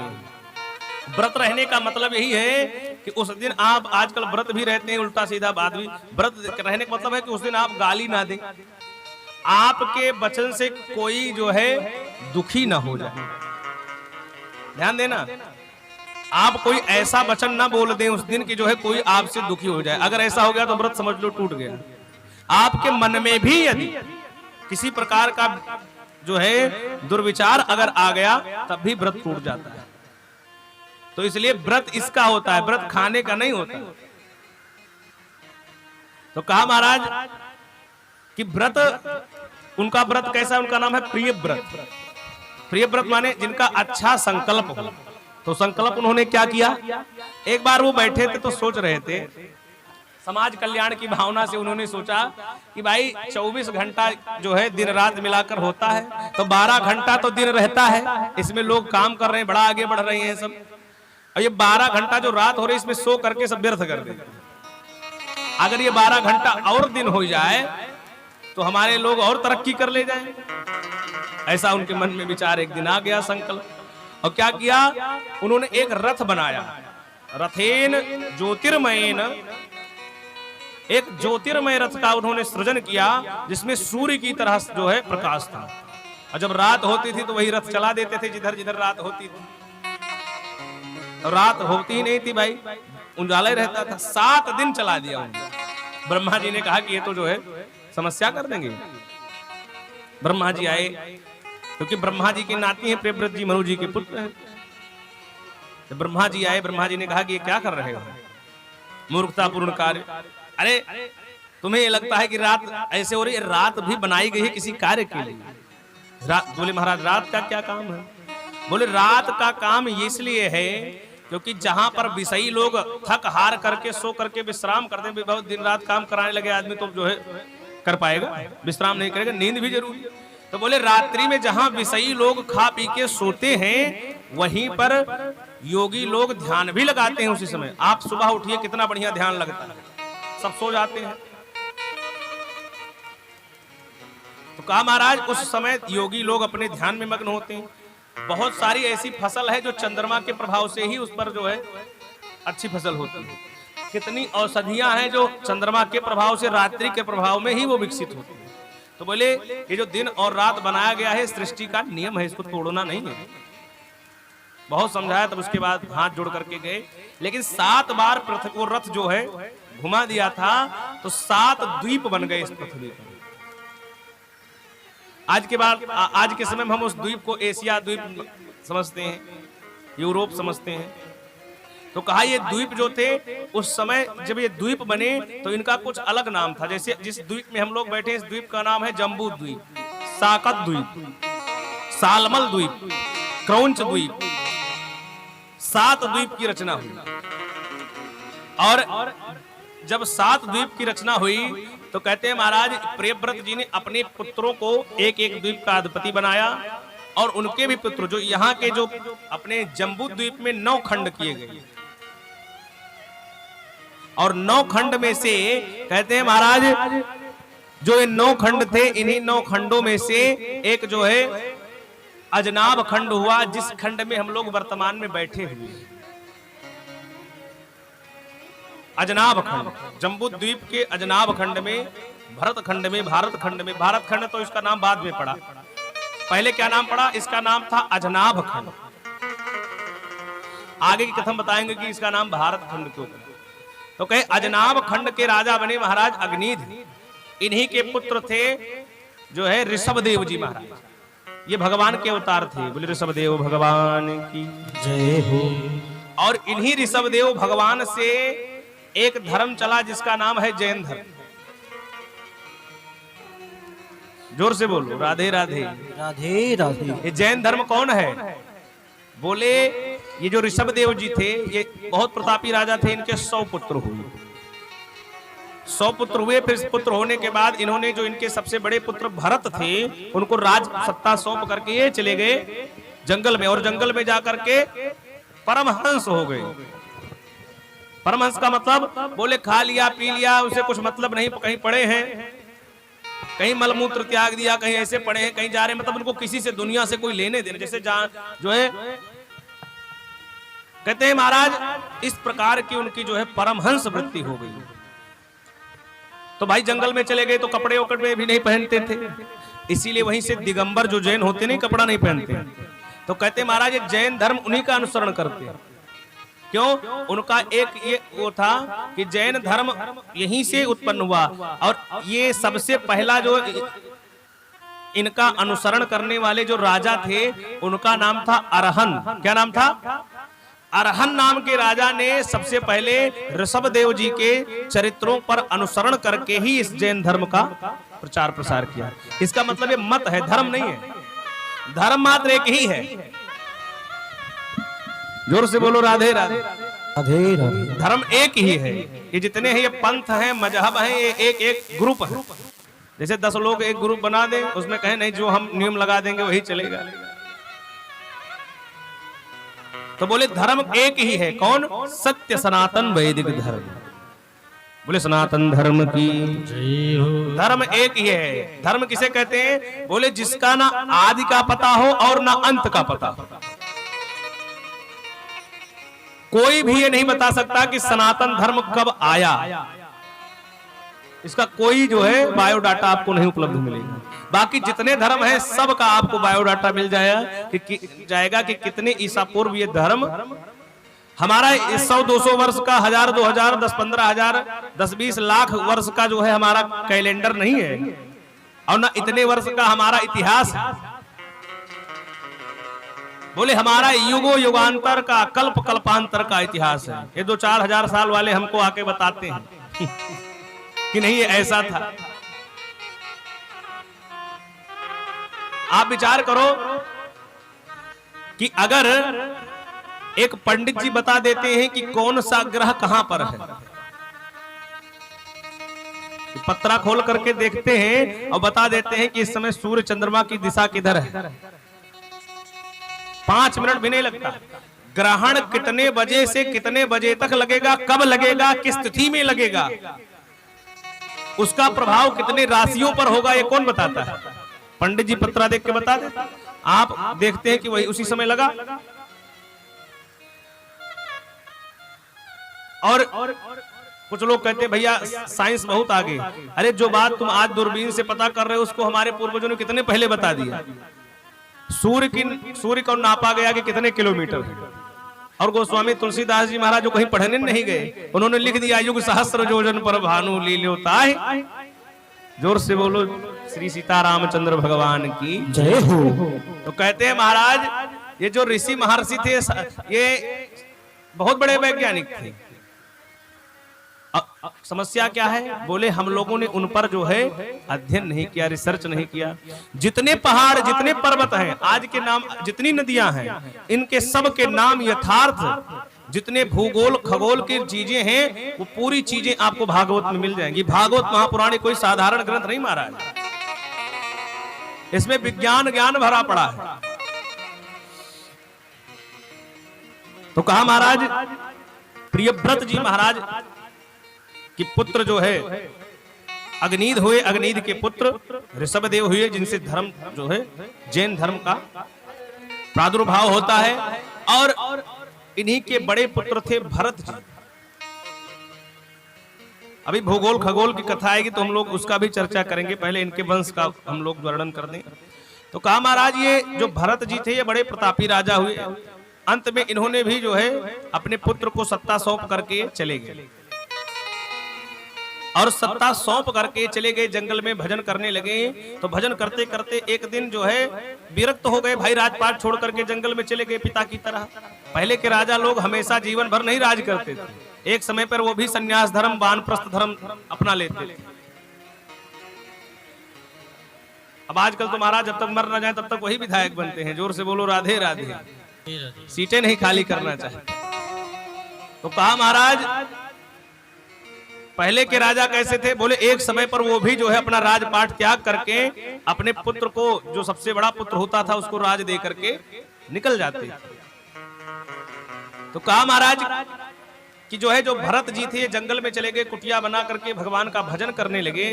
धीरे धीरे समय व्यतीत होता है। एक दिन जो है ये एक नदी में स्नान करते थे। पुलह आश्रम नेपाल में गंडकी नदी पड़ती है, जहां से शालिग्राम भगवान निकलते हैं। उसी गंडकी नदी के तट पर इनका आश्रम था। तो ये जो है स्नान करने लगे, उसी नदी में स्नान कर रहे थे। करते करते करते करते अचानक देखा कि एक जो है हिरणी, गर्भवती हिरणी उस नदी में पानी पी रही थी। अचानक एक शेर ने उस पर आक्रमण कर दिया, और शेर ने जब आक्रमण किया तो उसका गर्भ जो है वहीं पर गिर गया। अब वो हिरणी का प्राणांत हो गया। और जब शेर ने देखा कि ये गर्भवती थी, उसका गर्भ बाहर आ गया, तो उसने उसको खाया नहीं, वो चला गया और हिरणी मर गई। और उसका गर्भ, भाई नवजात शिशु था, वो गिर पड़ा। और ये देख करके भरत जी को दया आ गई कि भाई ये इस छोटे से शिशु का कौन देखभाल करेगा। ऐसा सोच करके उस शिशु को उठाया और शिशु को ले जाकर के अपने आश्रम में पालने लगे। धीरे धीरे उसको दूध पिलाने लगे और वो बड़ा होने लगा। उसके साथ नित्य खेलते थे। वो आश्रम में अकेले, भाई कोई था भी नहीं तो उनसे लगाव भी हो गया। जब कोई नहीं है, उसी हिरण के बच्चे से उनका इतना प्रेम प्रगाढ़ हो गया कि उसको बिना देखे जो है आते तो पहले हिरण को चारा खिलाते, हिरण से बड़ा प्रेम करते। और हिरण एक दिन बड़ा हो गया, झुंड में अपने साथियों के साथ जंगल में चला गया। एक दिन जब आए, भरत जी ने देखा, बहुत पुकारा, क्योंकि बहुत प्रेम हो गया। भाई अकेले हैं, इतना ज्यादा उस हिरण से प्रेम हो गया कि प्रेम होने के कारण आज जो है भरत जी महाराज उस हिरण के बच्चे के बिना रह नहीं पाते, रोने लगे और रोते रोते प्राण ही त्याग दिए। तो हमारे यहाँ कहते हैं अंते यामती सागति, मरते हुए जिसका जो है ध्यान करोगे अंत में वही बनना पड़ेगा। मरते हुए गधा का ध्यान करोगे तो गधा ही बनोगे अगले जन्म में। इसलिए कहते हैं कि मरते समय भगवान का ध्यान करना चाहिए। आजकल मरते समय लोग पैसा रुपया ढूंढते हैं कि कहाँ पर रखा है, उसको सुरक्षित है कि नहीं। जोर से बोलो राधे राधे। राधे राधे। तो कहा महाराज क्या करें? बोले मरते समय भगवान का ध्यान करना चाहिए, तो भगवान की शरण में सदगति मिलती है। अब मरते समय अगर जिसका ध्यान कर लोगे दोबारा उसी का जन्म लेकर के आना पड़ेगा। तो अब भरत जी ने किसका ध्यान किया? हिरण का ध्यान करके मरे, तो अंत में क्या बन करके आए? हिरण बन के आए। लेकिन भगवान के भक्त थे, तो इसलिए हिरण में भी उनको भगवान की बुद्धि थी। अब हिरण का भी जब शरीर उनका पूरा हो गया समय, तब जाकर के भगवान की कृपा से एक ब्राह्मण परिवार में उनका जन्म हुआ। अंगिरा गोत्रीय ब्राह्मण में के कुल में उनका जन्म हुआ। लेकिन ये सब जानते थे कि ये सब माया, एक बार फंस गए चक्कर में, मतलब राजपाट छोड़ करके जंगल में आए भजन करने, सब माया छोड़ करके, और यहां भी माया ने पीछा नहीं छोड़ा। प्रेम करना, देखिए आजकल लोग क्या है, एक सोचिए एक हिरण से प्यार करने पर ये स्थिति हुई, और आजकल हम लोग कुत्ते को अपना बच्चा मानते हैं। एक जगह हम गए, अपने देश की बात है कि विदेश की बात है, तो हम पूजा करवा रहे थे, तो एक कुत्ता, एक छोटा सा वो पिल्ला था कुत्ते का, पता नहीं कैसा वो था कुत्ता है वो, तो आया वो पूजा जहां हो रही थी वहीं घुसा चला आया। हम कहे कौन है, तो सोचे बिल्ली है, लेकिन वो कुत्ता था। कहे कि महाराज ये तो हमारे, वो उसका पता नहीं क्या नाम बताया, कहे हमारा बेटा है। तो हम कहे धन्य हो ऐसा बेटा, तो हमने कभी नहीं देखा। जोर से बोलो राधे राधे। राधे मेरे घर का एक सदस्य है ये, इसको बैठाइए पूजम। हम कहे धन्य हो, मनुष्य तो पूजा करना नहीं चाहते हैं, अब इन्हीं तो बाकी रह गया। यहाँ तक की वर्णन है कि पूजा हो रही हो, कुत्ता अगर पूजा की सामग्री देख ले तो देवता लोग हविष्य नहीं ग्रहण करते, और छू ले बैठ जाए तो मान लो कि कल्याण हो गया। वहां पर पितरों का श्राद्ध नहीं किया जा सकता, पितर लोग उसके यहाँ भोजन नहीं ग्रहण करते। पितरों जो हम लोग स्वधा करते हैं पितर पक्ष में, और कहीं कुत्ता पाले हो तो समझ लो एक भी जो है ग्रहण करने वाले नहीं। अच्छा, ये थोड़ी कहा गया है कि जीवों को मार दो, जीवों पर दया करो, लेकिन जरूरी उनको घर में बिठा लो, उनका भी एक स्थान है। भाई तुम्हें इतना ज्यादा प्यार है पशुओं से, और बहुत ज्यादा तुम जो है डॉग लवर हो, तो दो चार ठो जैसे खुलता है तो तुम भी खुलवा दो, 1000-2000 कुत्ते वहां रहे किनारे। अब उनको घर में ला करके जिस थाली में खा रहे हो उसी में उनको खिला रहे हो, पता नहीं कौन सी बीमारी हो उनके अंदर, वही तुम्हारे अंदर। तो कहा गया है कि कुत्ता पालना तो कहीं नहीं, अपने घर में मत रखो, उसका एक अलग बना दो। पहले के लोग कुत्ता कौन पालता था? गणरिया लोग। कुत्ता कौन, कोई ब्राह्मण थोड़ी पालता था। गणरिया लोग जिनके पास बहुत ज्यादा जो है वो रहते थे बकरी, तो शेर और आके रात्रि में जो भेड़िया होते थे वो आके खा जाते थे, तो कुत्ता 4-5 ठो पाले रहते थे, तो कुत्ता भौंकने लगते। अब आजकल सब वही गणरिया बना है। जोर से बोलो राधे राधे। राधे राधे। तो कहने का मतलब यह है कि आजकल माता पिता को चाहे सेवा ना करें, और जो है सभी लोग कुत्ते के लिए बढ़िया चकाचक व्यवस्था मंगा रहे हैं। तो कहते हैं महाराज अभी हम लोग थे ना, कहाँ कार्यक्रम था, फलहार बनता था, तो किचन के बगल में 3 कुत्ता बांधे थे, 3 कुत्ता। तो आचार्य जी ने कहा कि ऐसा है कि, और गृह प्रवेश का कार्यक्रम था, अभी भागवत का पारायण हो रहा था, हम लोग थे, तो जहाँ किचन था वहीं 3 कुत्ता था, तो फलहार वहीं बनता था। तो आचार्य जी ने कहा ऐसा है कि पहले या तो फिर इन कुत्तों को यहाँ से हटा दीजिए, तो हम लोगों को कहीं अलग कर दीजिए। तो कहा कि महाराज पूजा पाठ के जगह पे कुत्तों का प्रवेश वर्जित है। तो अब सोचिए एक व्यक्ति है जो इन पर ध्यान लेकर, एक जो है हिरण का ध्यान करने पर स्थिति हो गई। तो प्यार करो, जीवों से प्यार करना गुनाह नहीं, लेकिन इतनी आसक्ति उनमें न कर दो कि उनको घर का सदस्य बना लो। नहीं ये मेरा बड़ा बेटा, ये मेरा छोटा बेटा, ये सब प्रपंच करने की जरूरत नहीं है। शहर वार में अब क्या हो गया है, विदेशों की बात है कि वहां कुत्ता जानते हैं क्यों पालते हैं, क्योंकि घर में कोई रहता नहीं। कोई अकेला अगर घर में है तो वो कुत्ता जरूर पालता है, घर में कोई नहीं रहता। बोले कि जब कोई हम लोग चले जाते हैं ऑफिस, तो कम से कम कुत्ता घर की रखवाली तो करता है, घर में कोई तो रहना चाहिए, क्योंकि कोई रहने वाला। माता पिता तो वृद्धाश्रम में है, बच्चे सब जो है कॉन्वेंट स्कूल में, हॉस्टल में है, घर पे कौन है? पत्नी भी नहीं, वो भी ऑफिस जा रही है, खुद भी जा रहे हैं, तो घर पे कौन है? बोले कुत्ता एक ठो रख लो, सबसे बढ़िया। आचार्य जी थे, अभी हमारे एक आचार्य जी थे लखनऊ के, तो उनके एक यजमान है विदेश में, तो उनका कुत्ता मर गया। तो उनके पास फोन किए, कहे कि महाराज जी ऐसा है कि मेरा एक कुत्ता मर गया। तो कहे हाँ बताइए क्या हो गया? तो कि मैं चाहता हूं कि उससे बड़ा मेरा लगाव था कुत्ते से, और मैं चाहती हूं कि उसके निमित्त आप कुछ भंडारा कर दीजिए। बोले अरे कुत्ते को सब, अब किसको हम जाए किसका भंडारा करवाएं भाई कुत्ते का है? तो कहे नहीं महाराज, उससे जो है हमारा बड़ा प्रेम था, हम सोचते हैं कि वो कुत्ता जो है उसका किसी प्रकार से कल्याण हो जाता है, कहीं ना कहीं रहता भगवान उस। अब सोचिए एक जानवर के प्रति कितनी श्रद्धा लोगों की बढ़ रही है। और कोई मर रहा हो, अगर कोई मनुष्य की बात कर रहा हूं, कोई मनुष्य यदि रोड के किनारे पड़ा हो, असहज अवस्था में हो, मलमूत्र त्याग करके कोई पागल पड़ा हो, तो उसको देख करके नाक बंद करके चले जाएंगे लोग। और कुत्ते को क्या कर रहे हैं कि उसके निमित्त वो मर गया तो उसके निमित्त जाके भंडारा करो। भैया मुझसे बता रहे थे, मेरे बड़े भैया हैं, तो कह रहे थे अब मुझसे ऐसे कह रहे हैं, तो हम क्या किया आपने? तो हमने भैया कह रहे हैं कि अगर मैं लाता हूँ महाराज जी से कहता कि भंडारा कराओ, तो भंडारा में जय बोला जाता है ना, कि किसके निमित्त भंडारा होता है।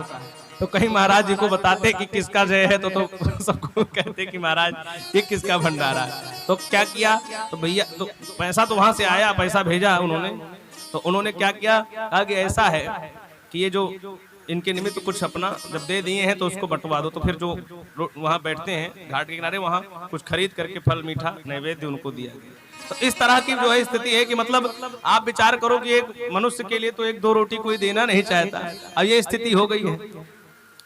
तो कहते हैं महाराज की जो है ज्यादा आसक्त नहीं होना चाहिए किसी में, चाहे जानवर हो, और घर में भी व्यवहारिक दृष्टि में सबका सम्मान करो, सबको प्रणाम करो। सिया राम में सब जग जानी, करो प्रणाम जोर जुग पानी। लेकिन इतना ना रहे कि बस एकदम चिपक जाओ उसके माया में, ऐसा करोगे तो कल्याण नहीं होगा। तो ये भरत जी महाराज जब अंगिरा गोत्रीय कुल में पैदा हुए तो इनको सब याद था कि कैसी स्थिति मेरी हुई है, अब ऐसी गलती नहीं करनी। अच्छा, अगर कोई अच्छा व्यक्ति हो जाता है जीवन में तो उसका शादी विवाह सब करने लगते, बड़ा अच्छा लड़का इसका विवाह करा दो, है? माया में फंसा देते। तब अब जो है भरत जी ने मन में विचार किया कि अच्छा बनना ही नहीं है, अगर भगवान का भजन करना है तो बोले सबसे बुरे बन जाओ। जब घर वाले उनसे कहें कि जो है जाओ खेत में बहुत सारे जानवर आ रहे हैं और जाओ देखो खेत, तो ये क्या करें, चकाचक खूब बढ़िया पाते थे, खूब बहुत पर्याप्त मात्रा में, शरीर बहुत हष्ट पुष्ट था, तो इनको भेज देते थे घर वाले। इनको लोग जो है ऐसे ही कोई बहुत ज्यादा पागल की तरह रहते थे, किसी का बात कोई जल्दी मानते नहीं थे, हट्टे कट्टे थे, खाते पीते थे। तो भाभियां कहती बताओ काम कुछ नहीं करते हो, खाते बहुत है। अच्छा, ऐसे पागल जो बने रहते उनका कोई शादी विवाह भी नहीं करना चाहता, तो शादी भी नहीं हो रही थी, वो उसी में मस्त थे, वो चाहते थे कि ना हो, नहीं फंस जाएंगे माया। क्या हुआ कि भरत जी महाराज को जब रात्रि में भेजा घर वालों ने कि जा करके खेत देखो, तो ये गए। रात्रि में जो है मक्के का खेत था, तो जानवर आए, जो जंगली सुअर होते हैं, हिरन होते हैं, सब आए और खेत को पूरा खाने लगे। ये देख रहे हैं, सब देखा रात भर बैठ करके, सब पूरा खा के पूरा खेत खत्म कर दिया। सुबह आकर के जो है घर वालों ने डांटा कि ये क्या कर तुम यहाँ थे और तुम्हारे रहते हुए पूरा खेत साफ कर दिया जानवरों ने, कैसे तुमने क्या किया, तुमने डांटा नहीं? जब भरत जी ने कहा कि आप लोगों ने कहा था देखने के लिए, तो देख तो रहा था, अब डांटने के लिए बोला होता तो डांटते, हम देख रहे थे वो लोग खा रहे थे। कहे ये तो बहुत बड़ा पागल है, इसीलिए जो है उनको भगा, घर से भगा दिया। भाई जो घर में निकम्मा होता है उसको कोई घर में रखना नहीं चाहिए, और वो यही चाहते जब घर से भगे तो जंगल में गए भजन करते। अच्छा, ऐसे व्यक्ति जो है जो स्वतंत्र रहते हैं, मन में किसी प्रकार का कोई चिंता नहीं रहता, उनका शरीर भी हष्ट पुष्ट होता है, क्योंकि टेंशन रहता नहीं, जो मिल गया वो दबा के खाया और खाने के बाद बढ़िया भजन किया, निर्द्वंद, बड़े हष्ट पुष्ट तरीके से रहते थे। क्यों? इन्हीं को कहते हैं फकीर। फकीर किसे कहते हैं? बोले फिकर सबको खा गई। क्या हुआ? बोले फिकर सबको खा गई और फिकर सबकी पीर, और फिकर की जो फांकी करे उसका नाम फकीर। चाह गई चिंता मिटी मनुआ बेपरवाह, जाको कछु न चाहिए सोई साहंसाह। चाह गई चिंता मिटी मनुआ बेपरवाह, और जाको कछु न चाहिए सोई साहंसाह। तो फकीरी जिसको भाई है अमीरी त्याग देता है।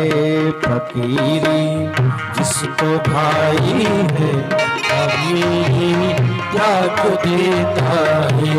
फकीरी जिसको भाई है अमीरी त्याग देता है। फकीरी जिसको भाई है अमीरी त्याग देता है।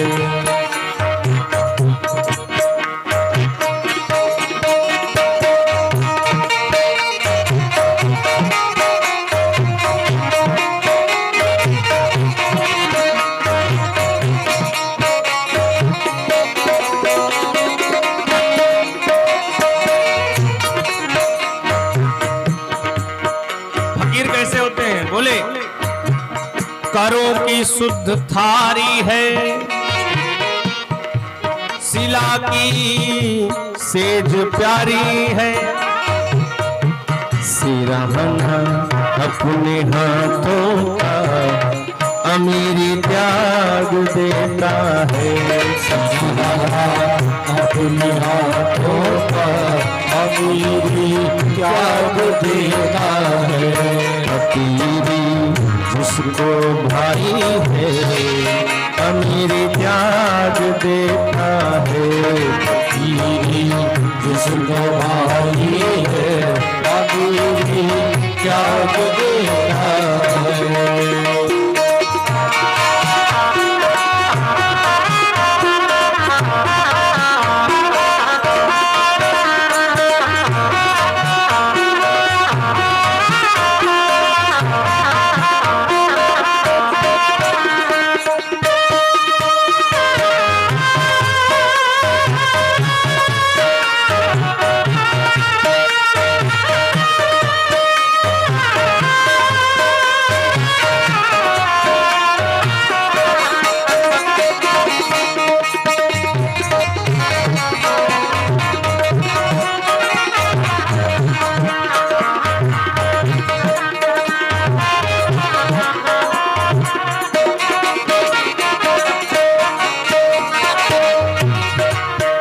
साधु संतों का क्या है?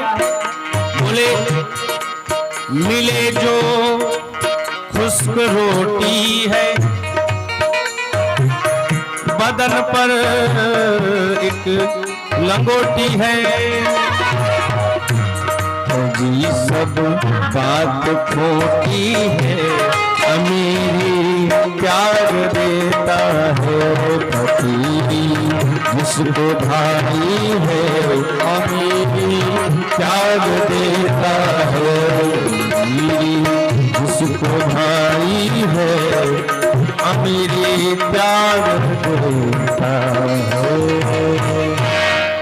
फकीरी जिसको भाई है अमीरी सदा आनंद रहता है। स्वयं में बुद्धि रखता है निरंतर ध्यान अविनाशी अमीरी त्याग देता है। चाहे जहां जो मिल जाता है उसी को पा लेते हैं। करों की शुद्ध थाली है, जेब में एक तो थाली लोटा भी नहीं रखते, जो मिल गया करपात्री हाथ में मिला खा गए। तो बोले ऐसे अमीरी त्याग देते हैं। मीरा जी क्या थी? महलों की रानी थी, महल में रहती थी। लेकिन जब भगवान के नाम का रंग चढ़ा, उनका नशा चढ़ा, तो क्या हुआ? बोले कि ऐसा भगवान के नाम का नशा चढ़ा कि घर द्वार छोड़ करके पति को भी त्याग करके और क्या किया? बोले भगवान के शरण में चली गई। तो भगवान ने क्या किया? बोले जहर को भी अमृत बना दिया। महल को भी त्याग करके भगवान के शरण में चली गई। क्यों? क्योंकि वो फकीरी उनको भाग गई ना। जिनको फकीरी लग जाती है वो फिर। अच्छा, आपने संतों को देखा होगा कई प्रकार के संत, देखिए संत जो है, कभी कभी कोई फक्कड़ संत से आप लोग मिले कि नहीं। एक फक्कड़ संत थे अयोध्या में, संगीत के बहुत जानकार, क्लासिकल म्यूजिक के बहुत बड़े जानकार थे। उनके यहाँ जो सीखने जाते तो पैसा तो नहीं लेते थे, सेवा करो सीख लो, लेकिन सबको सिखाते थे, डांट के गाली दे के भगा देते थे। 2 दिन आओगे सीखोगे, उसके बाद भग जाओगे। अब तो भी उनका शरीर छूट गया है। प्रातः स्मरणीय गौरी शंकर गौया जी सदगुरु सदन में रहते थे, साधु थे, और जी उन्होंने विवाह नहीं किया। संगीत के इतने मर्मज्ञ थे कि उस समय अयोध्या में उनसे बराबर संगीत कोई नहीं जानता हो। शास्त्रीय संगीत के इतने बड़े विद्वान थे। और जब कोई उनसे संगीत सीखने जाए तो पहले तो इतना वो डांट दे कि अगर साधारण व्यक्ति हो तो सीख ही ना पाए, वो पहले दिन से ही गायब हो जाए। और जीवन भर उन्होंने संगीत को बेचा नहीं, संगीत की उपासना की और केवल भगवान को संगीत सुनाया। फिल्मी गाना एक नहीं गाया, केवल और केवल भगवान के जो पद हैं उसी को गाया, उसी को, और वही भगवान को सुनाया। किसी के यहाँ गए भी नहीं कि हाँ तुम मुझे बुलाओ अपने यहाँ गाने के लिए, केवल मंदिर में गाते थे। अयोध्या के जितने मंदिर थे, जब झूलन महोत्सव होता है उसी में गाते थे। अब वो चाहते, उनको बुलाने वाले एक से एक सेठ थे, ऐसे ऐसे सेठ थे कि जिनको बुला ले, भाई महाराज जी हैं इतने बड़े गायक हैं तो सब लोग बुलाना चाहते हमारे घर में गाएं, लेकिन क्यों नहीं जाते थे? क्योंकि तुम्हारे कहने पर मैं गाऊं, तुम्हारे पैसा देने पर मैं गाऊं, तो तुम अपना पैसा अपने पास रखो। केवल और केवल भगवान की भक्ति को उन्होंने चरित्रार्थ किया। हम लोग तो भाई दर्शन भी उनका किया, सानिध्य भी प्राप्त हुआ है। तो कहते महाराज ऐसे संत, ऐसे फक्कड़ संत जो संगीत के मर्मज्ञ हैं, भगवान को अपना पद सुनाते हैं, और लेकिन कभी किसी के यहाँ गए नहीं, केवल और केवल भगवान को सुनाया, और भगवान के निमित्त ही उनका शरीर छूट गया। बोले संत भगवान की जय हो। ऐसे संत ही पृथ्वी के भार को रोकते हैं। अभी हम लोग अनुष्ठान चल रहा था, एक हमारे यजमान थे, उनका अनुष्ठान करवा रहे थे नागेश्वर नाथ में। इस समय एक चतुर्मास करने के लिए संत आए हैं वहां पर, और वो संत ऐसे दिव्य थे कि जो ग्रीटिंग नहीं होती है, उस ग्रीटिंग में जैसे भगवान की फोटो, हनुमान जी हैं, जो है राम दरबार है, ऐसी ग्रीटिंग को जो है उन्होंने कम से कम 150 ग्रीटिंग को लेमिनेशन करवा करके और उसको अपनी झोली में रखते हैं, और जहां पहुंचते हैं वो सब ग्रीटिंग एक चादर बिछा करके उस पर ग्रीटिंग लगा देते हैं। भाव देखिए संत कैसे हैं। नागेश्वर नाथ में हम लोग बैठ के जब करते थे, वो महाराज जी 4 बजे आते थे, और जो है उस चादर को पूरा बिछाते थे, बिछा करके वो सारी ग्रीटिंग लगाते थे।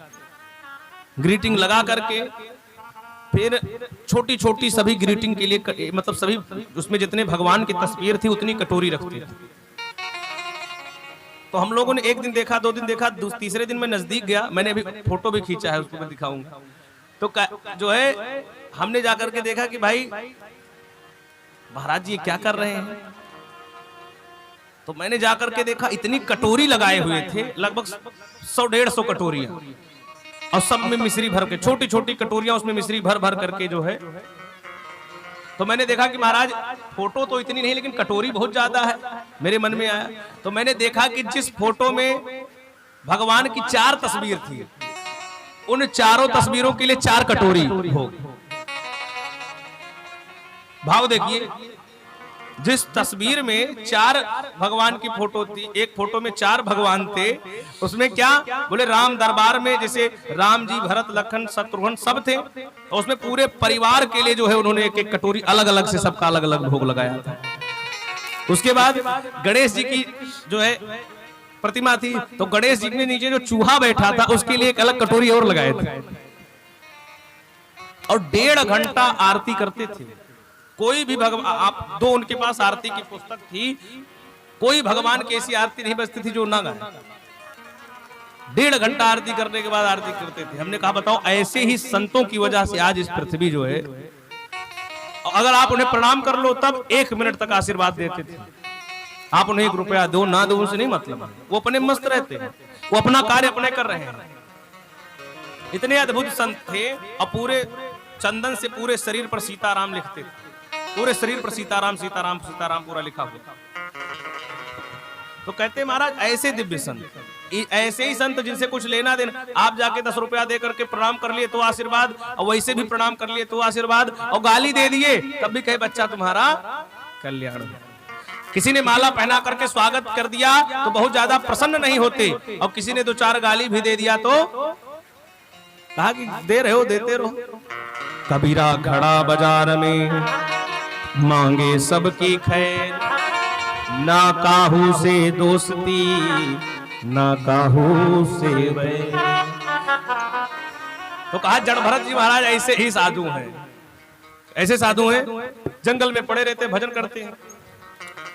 एक दिन वहीं से उसी जंगल से एक सिंधु सौवीर देश का एक राजा रहुगण सत्संग करने के लिए अपने सैनिकों के साथ पालकी में सवार होकर जा रहा था। जाकर के उसने देखा तो कहार पहले लगते थे, 4 कहार होते थे जो डोली उठाते थे पालकी जिसमें राजा बैठते थे।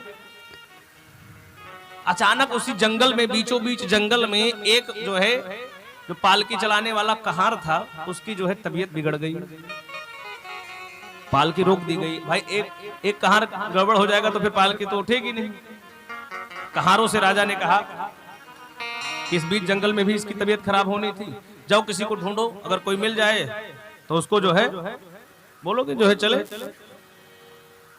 अब ये जितने सैनिक थे जाकर के देखा तो जो है उसी में हट्टे कट्टे यही जड़ भरत जी महाराज बैठे मिल गए। जड़ भरत जी को देखा, कहा कि हाँ ये हट्टा तगड़ा है, इसी को लेकर चलो। कहा जड़ भरत जी से चलो राजा जी आए हैं, उनका जो है पालकी ढोवा के वहां पर रखवा के आओ, जल्दी जल्दी चलो। वो भी चल दिए, मगन रहते हैं, जो कह दिया चल दिए, नहीं कहा बैठे हैं। उन्होंने सोचा चलो चलते हैं, ठाकुर जी की यही इच्छा आई। और वो जो जड़ भरत जी महाराज थे उन्होंने पालकी उठा लिया अपने कंधे पर, राजा रहुगण अंदर बैठे हुए हैं, तो पालकी चलने लगी। आगे कौन है? जड़ भरत जी महाराज आगे आगे पालकी लेकर चल रहे हैं। लेकिन जड़ भरत जी महाराज जब कोई नीचे चींटी आ जाती है तो छलांग लगा देते हैं। भाई चींटी तो मारेंगे नहीं, जीव हत्या तो होगी नहीं, लेकिन पालकी में अगर आप उछल गए तो अंदर बैठने वाले आदमी क्या स्थिति होगी। तो पालकी में लगे हुए हैं, अब चींटी आ गई तो जोर से छलांग मारी तो राजा साहब का सर जाकर पालकी में लड़ा धाक से। जब तेजी से जो है उसका सर लड़ गया, तो जब तेजी से उसका सर लड़ा तो कहने लगा अरे मूर्ख ये क्या कर रहे हो।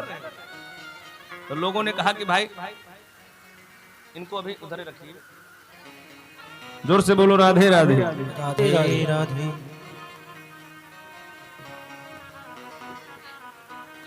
जब पालकी में राजा का सिर लड़ गया, और जब सिर लड़ गया तो उसने क्या किया, जोर से सैनिकों को डांटा, कहारों को डांटा कि अरे मूर्ख ये क्या कर रहे हो।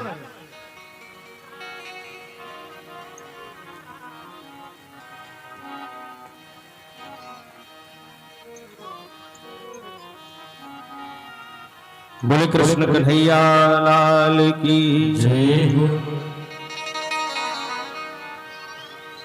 यहाँ मत बनवाइए, इनको अंदर ले जाइए, मैं डिस्टर्ब हो।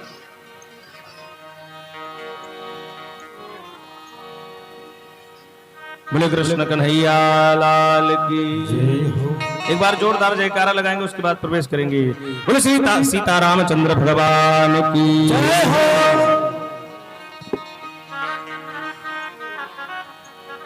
तो राजा रहुगण का जब पालकी में सर लड़ा, उसने जोर से डांटा, इतनी तेज डांटा तो लोगों ने कहा कि महाराज मेरी गलती नहीं है, जो आगे पालकी वाला नया लगा है इसको हमको लग रहा है कभी पालकी ढोया नहीं। कहा ठीक है ठीक, अच्छे से चलो। फिर चलने लगे सही सही, फिर नहीं बोला, बैठ गया। अब की बार चींटियों की एक झुंड जा रही थी, होता नहीं बरसात में से लाइन से जाती है, उसको देखा तो इतनी तेज से छलांग लगा दी कि अब की बार जो है पालकी से इतना तेज सर लड़ा कि जो है पूरी पालकी ही गिर पड़ी। अब तो महाराज राजा उतरा पालकी से, कहने लगा कौन मूर्ख, तुम लोगों को भी मृत्यु दंड दूंगा। तुरंत आप तो सब घबराए, चरणों गिर पड़े, कहने लगे महाराज ये तो मेरी गलती नहीं। ये बेचारे एक किनारे खड़े, सभी लोग चरणों में गिर पड़े कि मेरी गलती नहीं, मेरी गलती नहीं महाराज, ये तो जो नया लगा है इसकी गलती। नजर उठा करके देखा तो भाई तगड़े थे। राजा ने व्यंग किया कि बताओ इतने कमजोर आदमी तुम पालकी उठवा रहे हो, हैं? 2 हड्डी का। और बहुत डांटा, कहा कि बताओ कैसे मूर्ख आदमी उस तरह कर रहे हो। तो जड़ भरत जी ने एक बात कही और बड़ी अद्भुत बात। क्या बात थी? बोले आप जिसको मोटा और पतला कह रहे हो वस्तुतः मेरा नहीं है। जिस शरीर की बात तुम कर रहे हो कि मोटा है, पतला है, कमजोर है, ये मेरा है ही नहीं। तो चाहे मोटा रहे चाहे पतला रहे, जैसे कपड़ा पहने आज सफारी सूट पहने, कल निकाल के रख देना, इसे है 84 लाख। इतनी बात जैसे कहा तो रहुगण सत्संगी था ना, सत्संग करता था, उसने कहा ये कोई साधारण बात तो है नहीं, ये बड़ी ऊंची बात है। भाई बात को पकड़ने वाले भी। राजा ने देखा, उसके बाद जनेऊ दिख गया। जड़ भरत जी का जब जनेऊ देखा तो चरणों में गिर पड़ा, चिल्लाने लगा, रोने लगा, कहने लगा ना हम विसंके सुरराज वज्रान त्रयक्षशूलम यमस्य दंडात्। कहने लगा महाराज मुझसे बहुत बड़ी गलती हो गई और कहीं श्राप मत दे देना, क्योंकि डरते हैं कि कहीं ब्राह्मण है श्राप दे दिया,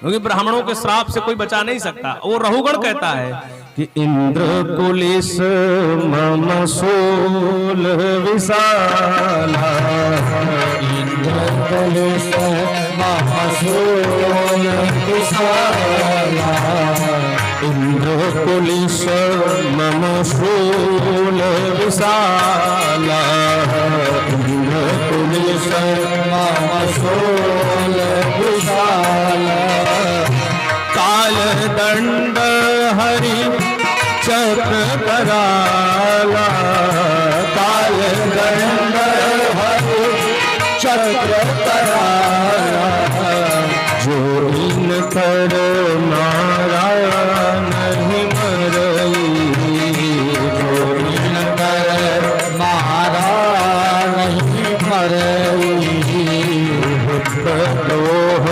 पावक सोहरई, द्रोह से पावक सोजरई। बोले कि महाराज मैं इंद्र के वज्र से नहीं डरता हूं, शंकर के त्रिशूल से नहीं डरता हूं, यमराज के पास से नहीं डरता हूं, लेकिन ब्राह्मणों के श्राप से मैं बहुत डरता हूं। क्यों? बोले अगर ये सब मारेंगे तो मुझे अकेले मारेंगे, और कहीं ब्राह्मण ने श्राप दे दिया तो पूरा कुल नष्ट हो जाए। जब भगवान का कुल नष्ट हो गया ब्राह्मणों के श्राप से, तो हम तो साधारण हैं। चरणों में गिर पड़ा, कहने लगा महाराज मेरा कल्याण कैसे होगा। जड़ भरत जी ने कहा कि बताओ मैं संत हूं और आज मैंने इसको अपने जो है कंधे पर उठा लिया। कितनी दार्शनिक बात है, ध्यान से सुनना। जड़ भरत जी ने कहा कि देखो मैंने तुम्हारा भार अपने कंधे पर ले लिया, और अब भी अगर तुम्हारा कल्याण न हो तो यानी फिर मेरी तपस्या में कमी रहेगी। और संत जिसका भार अपने ऊपर ले ले उसका कल्याण न हो। और यहां पर जो है जड़ भरत जी ने बड़ा ही सुंदर रहुगण को उपदेश दिया है। कहते हैं स्थाल्यग्नितापात पयसोभितापात तापत स्पंडुल गर्भरंधी। जब रहुगण ने प्रश्न किया कि महाराज ये बताइए, आप कह रहे थे कि शरीर अपना नहीं है, तो ये बताइए कि जैसे शरीर में जो आत्मा है, लोग कहते हैं कि आत्मा को कष्ट नहीं होता, शरीर को कष्ट होता है। तो मेरा एक प्रश्न है, बोले बताओ। कहता है कि महाराज ये बताओ कि जैसे शरीर के अंदर आत्मा है, तो जब उंगली कटती है तो शरीर को कष्ट होता है, शरीर को कष्ट होता है तो मन को कष्ट होता है, और जब मन को कष्ट होता है तो इसमें शरीर के अंदर रहने वाली आत्मा को भी तो कहीं ना कहीं कष्ट होता होगा।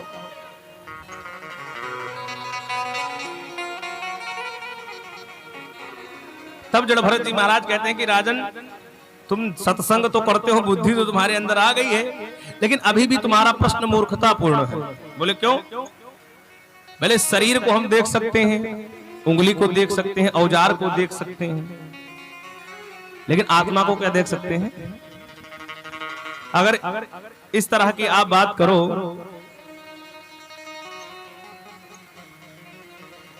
आत्मा बोले आत्मा निर्वयव है। जैसे शरीर क्या है? अवयव है, ये दिखाई देता है, इसको हम देख सकते हैं, छू सकते हैं, तो इसलिए इसमें कष्ट होता है। आत्मा निर्वयव है, अवयव रहित है। तो कहा कि ये आत्मा में कष्ट नहीं होता। अब बड़ा ही सुंदर उपदेश देकर के राजा रघुगढ़ को मुक्त कराते हैं। बोले जड़ भरत भगवान की। ये बहुत उच्च कोटि के संत होते हैं, भगवान के बड़े भक्त हैं। और यही इन्हीं के वंश में बहुत प्रतापी राजा हुए। भागवत में बड़े वंशावली की चर्चा है। तो आइए हम लोग एक छोटा सा संकीर्तन करेंगे, उसके पश्चात आगे की कथा हम लोग श्रवण करेंगे।